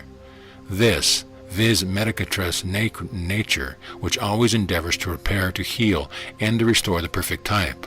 All that the physician can do is to remove obstruction and to establish normal condition within and about the patient, so that the power within can do its work to the best advantage. In the final analysis, all things in nature, from a fleeting thought or emotion to the hardest piece of diamond or platinum, are modes of motion or vibration. A few years ago, physical science assumed that an atom was the smallest imaginable part of a given element of matter, that although infinitesimally small, it still represented solid matter. Now, in the light of better evidence, we have good reason to believe that there is no such thing as solid matter, that every atom is made up of charges of negative and positive electricity acting in and upon omnipresent ether, that the difference between an atom of iron and of hydrogen or any other element consists solely in the number of electrical charges or corpuscles it contains, and on the velocity in which these vibrate around one another. Thus the atom, which was thought to be the ultimate particle of solid matter, is found to be a little universe in itself, in which corpuscles of electricity rotate or vibrate around one another like the suns and planets in the sidereal universe. This explains what we mean when we say life and matter are vibratory. What we call inanimate nature is beautiful and orderly because it plays in tune with the score of the sympathy of life. Man alone can play out the tune. This is his privilege, or his curse as he chooses, by virtue of his freedom of choice and action. He can now better understand the definition of health and of disease given in the Catechism of Nature Cure as follows. Health is normal and a harmonious vibration of the elements and forces composing the human entity on the physical, mental, moral, and spiritual planes of being, in conformity with the constructive principle of nature applied to individual life. Disease is abnormal or inharmonious vibration of the elements and forces composing the human entity on one or more planes of being, in conformity with the destructive principle of nature applied to individual life. The question naturally arising here is normal or abnormal vibration with what? The answer is that the vibratory conditions of the organism must be in harmony with nature's established harmonic relations in the physical, mental, moral, spiritual, and psychic realms of human life and action. End of chapter. Chapter 11, Mental Medicine. In the Law of Mental Medicine, Thomas J. Hudson said, like all the laws of nature, the law of mental medicine is universal in its application, and like all the others, it is simple and easily comprehended. Granted that there is an intelligence that controls the functions of the body in health, it follows that it is the same power or energy that fails in case of disease. Failing, it requires assistance, and there is what the therapeutic agencies aim to accomplish. No intelligent physician of any school claims to be able to do more than to assist nature to restore normal conditions of the body. That it is a mental energy that thus requires assistance no one denies, for science teaches it the whole body is made up of a confederation of intelligent entities, each of which performs its functions with an intelligence exactly adapted to the performance of its special duties as a member of the confederacy. That is indeed no life without mind, from the lowest unicellular organisms up to man. It is therefore a mental energy that actuates every fiber of the body under all conditions. That there is a central intelligence that controls each of those mind organisms is self-evident. Whether, as the materialistic scientists insist, this central intelligence is merely the sum of all the cellular intelligence of the bodily organism, or is an independent entity capable of sustaining a separate existence after the body perishes, is a question that does not concern us in the pursuance of the present inquiry. It is sufficient for us to know that such an intelligence exists, and that for the time being it is the controlling energy that normally regulates the action of the myriad cells of which the body is composed. It is then a mental organism that all therapeutic agencies are designed to energize, when for any cause it fails to perform its functions with reference to any part of the physical structure. It follows that mental therapeutic agencies are the primary and normal means of energizing the mental organism. That is to say, mental agencies operate more directly than any other, because more intelligibly upon a mental organism, although physical agencies are by no means excluded. For all experience shows that a mental organism responds to physical as well as to mental stimuli. All that can be reasonably claimed is that in therapeutics, a mental stimulus is necessarily more direct and more positive in its effects, other things being equal, than a physical stimulus can be, for the simple reason that it is intelligent on one hand and intelligible on the other. It must be remarked, however, that it is obviously impossible wholly to eliminate mental suggestion even in the administration of material remedies. Extremists claim that the whole effect of material remedies is due to the fact of mental suggestion, but this seems to be untenable. That most that can be claimed with any degree of certainty is that material remedies, when they are not in themselves positively injurious, are good and legitimate forms of suggestion, and as such are invested with a certain therapeutic potency, as is the administration of placebo. It is also certain that, whether the remedies are material or mental, they must, directly or indirectly, energize the mental organism in control of the bodily functions. Otherwise, the therapeutic effects produced cannot be permanent. It follows that the therapeutic value of all remedial agencies, material or mental, is proportioned to their respective powers to produce the effect of stimulating the subjective mind to a state of normal activity and directing its energies into appropriate channels. We know that suggestion fills this requirement more directly and positively than any other known therapeutic agent, and this is all that needs to be done for the restoration of health in any case outside of the domain of surgery. It is all that can be done. No power in the universe can do more than energize the mental organism that is the seat and source of health within the body. A miracle could do no more. Professor Closton, in his inaugural address to the Royal Medical Society in 1896, said, "I would desire this evening to lay down or into force a principle that I think not sufficiently, and often not at all, considered in practical medicine and surgery. It is founded on the physiological basis, and it is of the highest practical importance.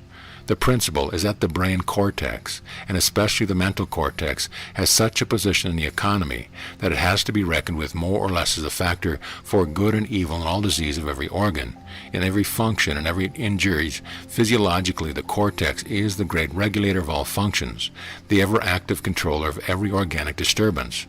We know that every organ and every function are represented in the cortex, and are so represented that they all may be brought into the right relationship and harmony with each other, and so they all may be converted into a vital unity through it.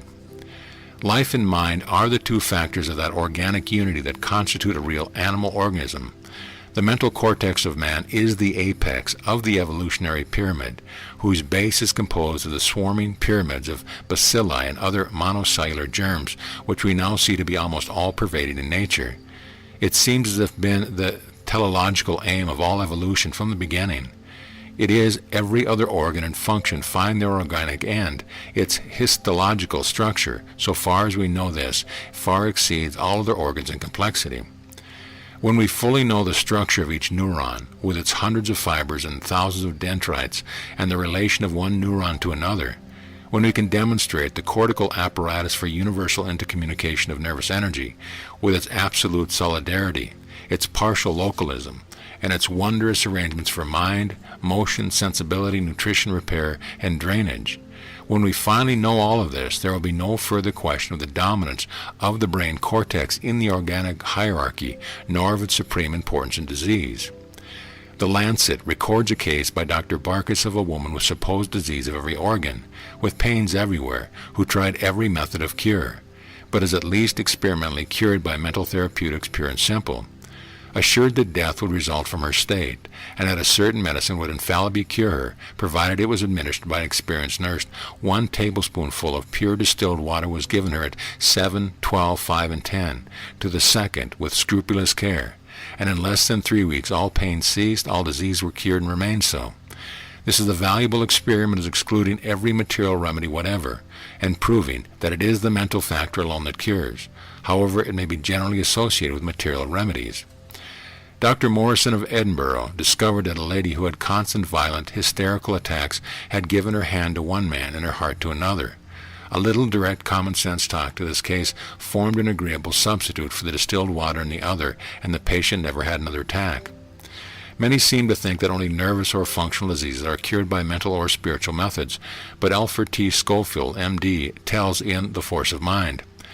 In a long list of 250 published cases of disease cured, we find 5 consumption, 1 diseased hip, 5 abscesses, 3 dyspepsia, 4 internal complaint, 2 throat cancer, 7 nervous debility, 9 rheumatism, 5 diseased heart, 2 withered arm, 4 bronchitis, 3 weak eye, 1 ruptured spine, 5 pains in the head, and these are the results in 1 year of a small chapel in the north of London.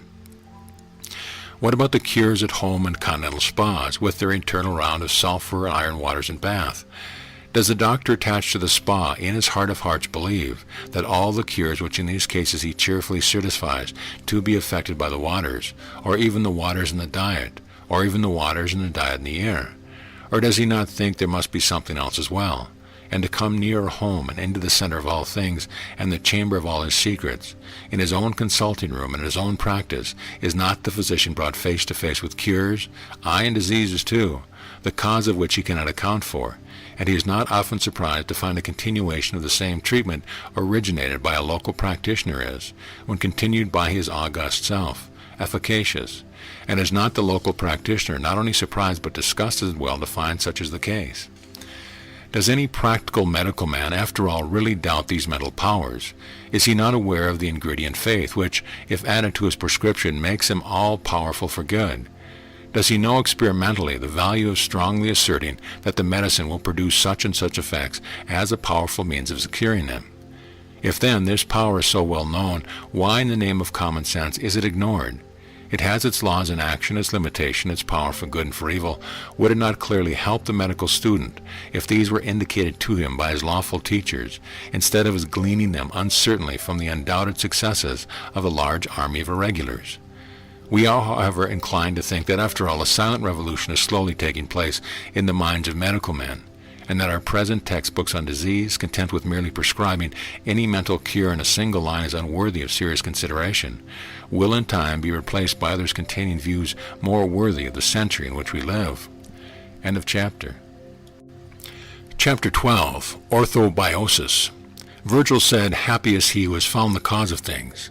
It was Metchnikoff who tried, after his investigations into the physical, to apply ethics to life, so that life might be lived to the full, which is the true wisdom. He called this condition orthobiosis. He held that the end of science is to rid the world of its scourges through hygiene and other measures of prophylaxis. Our manner of life, says Madame Metchnikoff, transcribing her husband's ideas, will have to be modified and directed according to rational and scientific date if we are to run through the normal cycle of life, orthobiosis. The pursuit of that goal will ever influence the basis of morals. Orthobiosis cannot be accessible to all until knowledge, rectitude, and solidarity increase among men, and until social conditions are kinder. Like all faculties, faith has a center through which it functions, the pineal gland. Faith is therefore physical, just as disease may be spiritual. Spirit and body are but parts of a glorious whole. The cure of disease requires the use of cosmic force, and who will say that the force, whether we call it God, nature, oversoul, Brahma, vis medicat natura, prana, logos, divine will, does not manifest itself through material means, as well as spiritual? Plato, Dr. Butler tells us, said that man is a plant rooted in heaven, and we agree to this, and that he is also rooted in the earth. In fact, man may be said to have two origins, one earthly and physical, the other spiritual. Though the former originates in the latter, so ultimately the origin is one. Man is an organism. De Quincey defines an organism as a group of parts which act upon the whole in turn acting upon all parts. This is simple and true. It is paradoxical that mind, though a principal and usually a determining part of a human organism action and reaction, has by formal medicine been disregarded as a primary cause in pretty much all of these bodily disorders which are not produced by contagion. But of late years, auto-intoxication and disturbances of the ductless glands have come into increased consideration. Their operations have been gradually traced to origins beyond the physical body, and definitely located in states of mind. These states are coming within the scope of diagnostics. Enlightened medical art brings them under treatment. Recognition of the influence of mind upon the body was recognized even of old, as far back as Hippocrates, and probably anterior to him. Mondeville in the 14th century approved of the custom of reciting certain verses of the Psalms when taking medicines, nor was he adverse to pilgrimage undertaken in search of health. He held that no harm could be done while the potentialities of good were great. The value of the physical exercise in going on a pilgrimage, usually on foot, with most of the time spent in the open air, needs scarcely to be pointed out. Many a cure of lethargy and obesity in the Middle Ages and afterward owed its efficacy to the insistence of famous physicians that the patients, no matter how wealthy or high-born, were to come from their dwelling on foot in all humility, refusing to extend treatment otherwise. Ignatius of Loyola is credited with saying, "Do everything you can with the idea that everything depends on you, and then hope for results just as if everything depended on God." It would be found that the sanest, most Catholic and liberal exponents of each school of healing generously admit the value of other schools and the limitations of their own.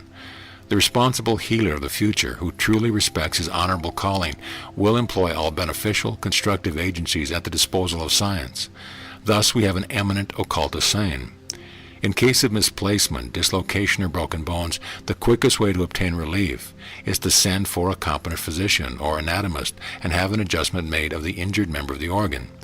In case of disruptions or blood vessels or muscles, a surgeon's aid should be immediately sought, not because mind is unable to cure any or all of these cases, but because of the fact that at the present time, even among educated people, mind is many times impotent through misuse or non-use. Mental treatment should follow these physical treatments in order to obviate unnecessary suffering and obtain rapid recovery." We can do no better than to quote Sir William Osler, "The salvation of science lies in a recognition of a new philosophy, the scientia scientiarum of which Plato speaks.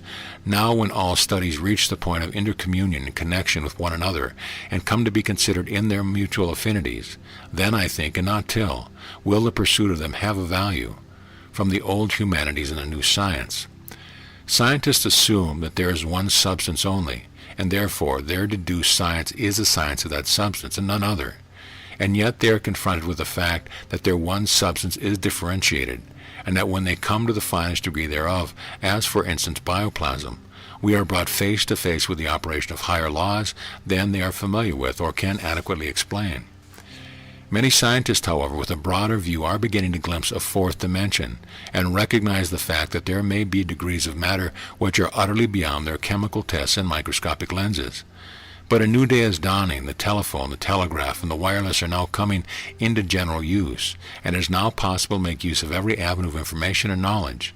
It is therefore but a question of time when the sick will have the benefit of all that is known in the art of healing. The physician frequently loses his patient because he refuses to recognize the spiritual nature of the patient, and that because of his spiritual nature there are certain fundamental laws governing in the spiritual world, and that these laws continue to operate whether he recognizes them or not. And the metaphysician frequently loses his patient because he refuses to recognize that the body of the patient is the material manifestation of the spirit within, and that the condition of the body is but an expression of the spirit. But all this iconoclasm is but a result of a certain conservatism which is both human and natural. With the wisdom which the years are bringing, there will soon be no one who cannot see that the germ is not only the cause of the disease, but the result of disease. That bacteria is the result of impure water, not the cause of impure water, and so with everything else. What we can see, handle, or touch are never causes, but always effects. And if it is our purpose to simply substitute one form of disease for another, we shall continue to deal with effects and effects only. But if it is our purpose to bring about a remedy, we shall seek the cause by which alone every effect is brought into existence, and this cause will never be found in the world of effects. In the new era, abnormal mental and emotional conditions will be immediately detected and corrected. Tissue and process of destruction will be eliminated or reconstructed by the constructive methods at the disposal of the physician. Abnormal lesions will be corrected by manipulative treatment, but above and beyond all this will the primary and essential idea, the idea upon which all results will depend, and that there is no inharmonious or destructive thought shall be allowed to reach the patient, that every thought for him or about him shall be constructive. For every physician, every nurse, every attendant, every relative will eventually come to know that thoughts are spiritual things, which are ever seeking manifestation, and that as soon as they find fertile soil, they begin to germinate. Not all thoughts find expression in the objective world, and especially in the health and environment of the patient. This is because not all patients are responsive, but when the patient finds that these invisible guests come laden with precious gifts, they will be given a royal welcome. This welcome will be subconscious because the thoughts of others are received subconsciously. The conscious mind receives thought only through the organs of perception, which are its method of contact with the objective world, which are the five senses: seeing, hearing, feeling, tasting, and smelling. Subconscious thought is received by any organ of the body affected, and think of the mechanism which has been proved and which can and does objectify the thought received. First, the millions of cell chemists ready and waiting to carry out its instruction received. Next, the complete system of communication, consisting of the vast sympathetic nervous system reaching every fiber of the being and ready to respond to the slightest emotion of joy or fear, of hope or despair, of courage or impotence. Next, the complete manufacturing plant consisting of a series of glands wherein are manufactured all the secretions necessary for the use of the chemicals in carrying out the instructions which have been given. Then there is the complete digestive tract wherein food, water, and air are converted into blood, bones, skin, hair, and nails. Then there is a supply department which constantly sends a supply of oxygen, nitrogen, and ether into every part of the being. And the wonder of it all is this ether holds in solution everything necessary for the use of the chemist, for the ether holds in pure form, and food and water, and air in the secondary form, every element necessary for the use of the chemist in the production of a perfect man. Why then do not these chemists produce a perfect specimen of manhood? The reply is simple.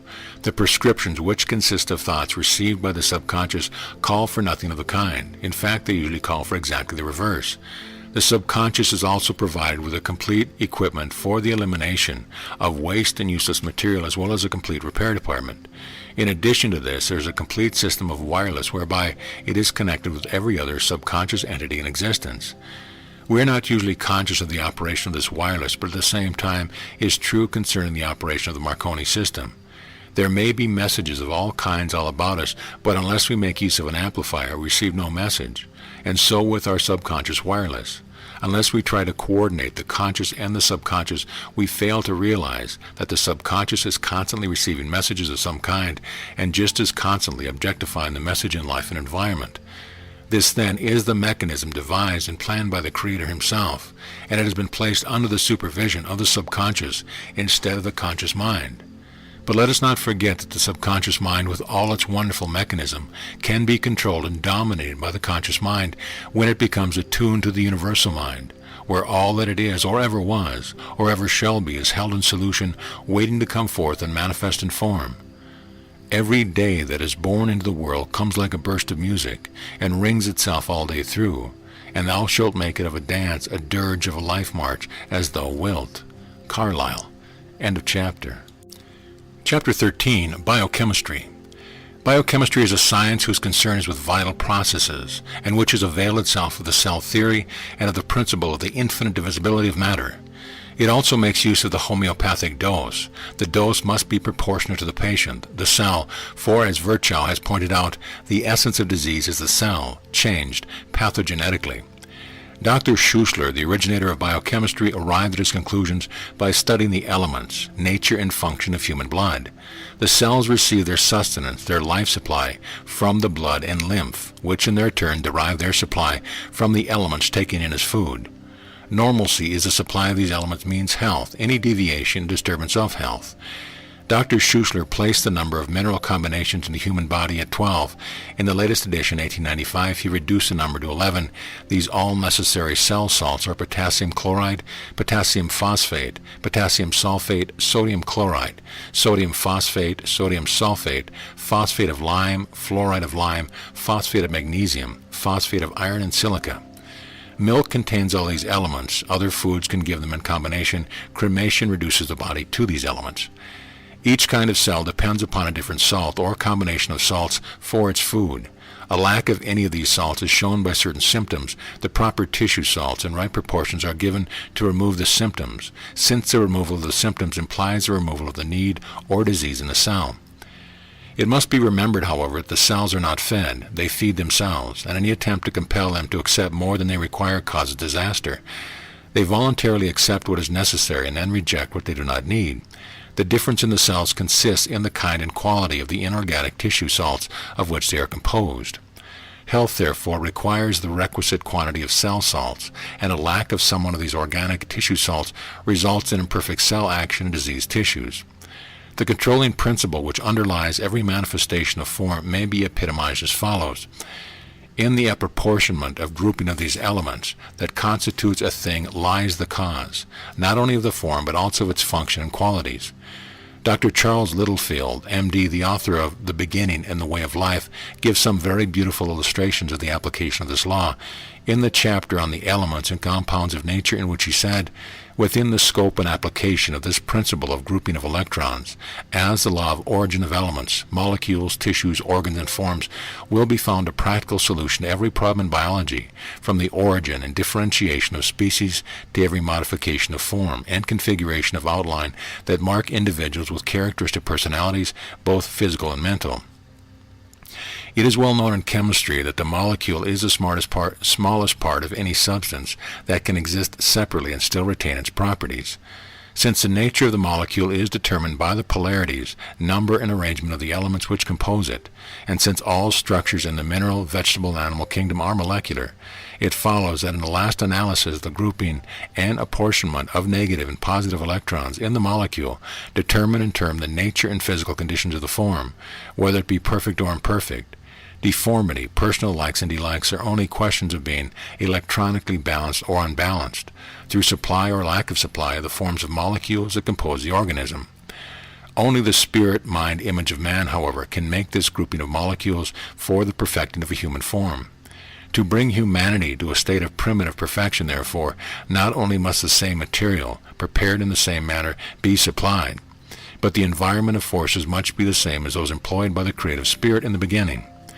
Since then, we are able to trace every elemental form of matter back to some definite grouping of negative and positive electrons, that is, through varying numbers and arrangements of these. And since we find life manifesting through various forms as determined by different molecular grouping, by law of composition, and since it is rational to place divine mind behind this physical process, we are justified in assuming that divine mind, images of living things, preceded their physical development. Therefore, in the ultimate science of being, idealism is more probable than materialism.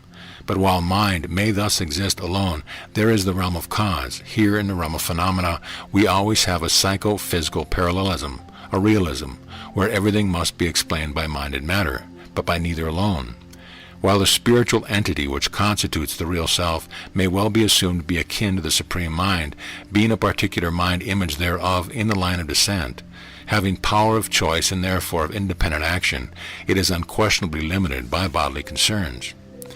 In the Chemistry of Life, Dr. George Carey said, so-called disease is neither a person, place, or thing.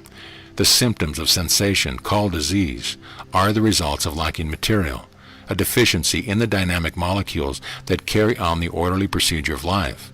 The effect of the deficiency causes unpleasant sensation, pains, exudation, swelling, or even overheated tissues caused by increased motion of blood. The increased motion in the effort nature or natural law makes to restore equilibrium with the diminished molecules of blood builders. By the law of conservation of energy, the increased motion is changed to heat. We call this effect fever. Biochemistry means the chemistry of life, or the union of inorganic and organic substances whereby new compounds are formed. In its relation to so-called diseases, this system uses the inorganic salts known as cell salts or tissue builders. The constituent parts of man's body are perfect principles, namely oxygen, hydrogen, carbon, lime, iron, potash, soda, silica, magnesium, etc. These elements, gases, etc. are perfect per se, but may be endlessly diversified into combination as may be the planks, bricks, or stones in which a building is to be erected. Symptoms, called disease, disappear or cease to manifest when the food called for is furnished. The human body is a receptacle for a storage battery and will always run right while the chemicals are present in proper quantity and combination, as surely as an automobile will run when charged and supplied with the necessary ingredients to vibrate or cause motion. The cell salts are found in all food and are thus carried into the blood, where they carry on the process of life and by the law of chemical affinity keep the human form bodily function materialized. When a deficiency occurs in any of these workers through a non-assimilation of food, poor action or liver or digestive process, dematerialization of the body commences. So disease is a deficiency in some of the chemical constituents that carry on the chemistry of life. Biochemists have shown that food does not form blood, but simply furnishes the mineral base by setting free the inorganic or cell salts contained in all food stuff. The organic part, oil, fibrum, albumin, etc., contained in food is burned or digested in the stomach and intestinal tract to furnish motive power to operate the human machine and draw air into lungs, thence into arteries, i.e., air carriers. Therefore it is clearly proven that air or spirit united with the minerals and forms blood, proving that the oil, albumin, etc. found in blood is created in every breath. Increase the rate of activity of the brain cells by supplying more of the dynamic molecules of the blood known as mineral or cell salts any time, potash, sodium, iron, magnesia, silica, and we see mentally truth that we could not sense at lower or natural rates of motion, although the lower rate may manifest ordinary health. Natural man or natural things must be raised from the level of nature to supernatural in order to realize new concepts that lie waiting for recognition. By this regenerative process, millions of dormant cells of the brain are resurrected and set in operation, and no man no longer sees through a glass darkly, but with the eye of spiritual understanding. This above all to thine own self be true, and it must follow as the night the day. Thou canst not then be false to any man. 'Tis shown in life's puzzles and sorrowing, 'tis taught by remorse with its secret stings, that he who grief to another brings, one day in his turn must weep. From the past doth the present eternally spring. You may sow what you will, but tomorrow will bring you the harvest to show you the manner of thing is the seed that you have chosen to sow. End of chapter. Chapter 14, Suggestion. M.C. Harry Brooke tells of a very interesting and instructive visit to the clinic of Dr. Emile Coué in a book entitled The Practice of Autosuggestion, published by Dodd, Mead & Company. The clinic is situated in a pleasant garden attached to Dr. Coué's house at the end of the Rue Jeanne d'Arc in Nancy. He states that when he arrived, the room reserved for patients was already crowded, but in spite of that, eager newcomers constantly tried to gain entrance. The window sills on the ground floor were beset, and a dense knot had formed in the door. The patients had occupied every available seat and were sitting on camp stools and folding chairs. He then tells of a man remarkable cures which Dr. Coué proceeded to effect by no other means than suggestion to the patient that the power of healing lies within the patient himself. There is also a children's clinic in charge of Mademoiselle Kaufmann, who devotes her entire time to this work. Mr. Brooke thinks that Coué's discoveries may profoundly affect our life and education because it teaches that the burdens of life are, at least in a large measure, of our own creating. We reproduce in ourselves and in our circumstance the thoughts of our minds. It goes further. It offers us a means by which we can change these thoughts when they are evil and foster them when they are good, so producing a corresponding betterment in our individual life. But the process does not end with the individual. The thoughts of society are realized in social conditions, the thoughts of humanity in world conditions. What would be the attitude towards our social and international problems of a generation nurtured from infancy in the knowledge and practice of autosuggestion? If each person found happiness in his own heart, would the illusory greed for possession survive? The acceptance of autosuggestion entails a change of attitude, a revaluation of life. If we stand with our faces westward, we see nothing but clouds and darkness, yet by a turn of the head we bring the wide panorama of a sunrise into view. The New York Times, under the date of August 6, 1922, published an excellent likeness of Emile Coué and a review of his work by Van Buren Thorne, M.D. He says that the keynote to the system of treatment of mental and physical ills devised and elaborated by Emile Coué of Nancy, France, can be described in a single paragraph. The individual is possessed of two minds, called the conscious and the unconscious.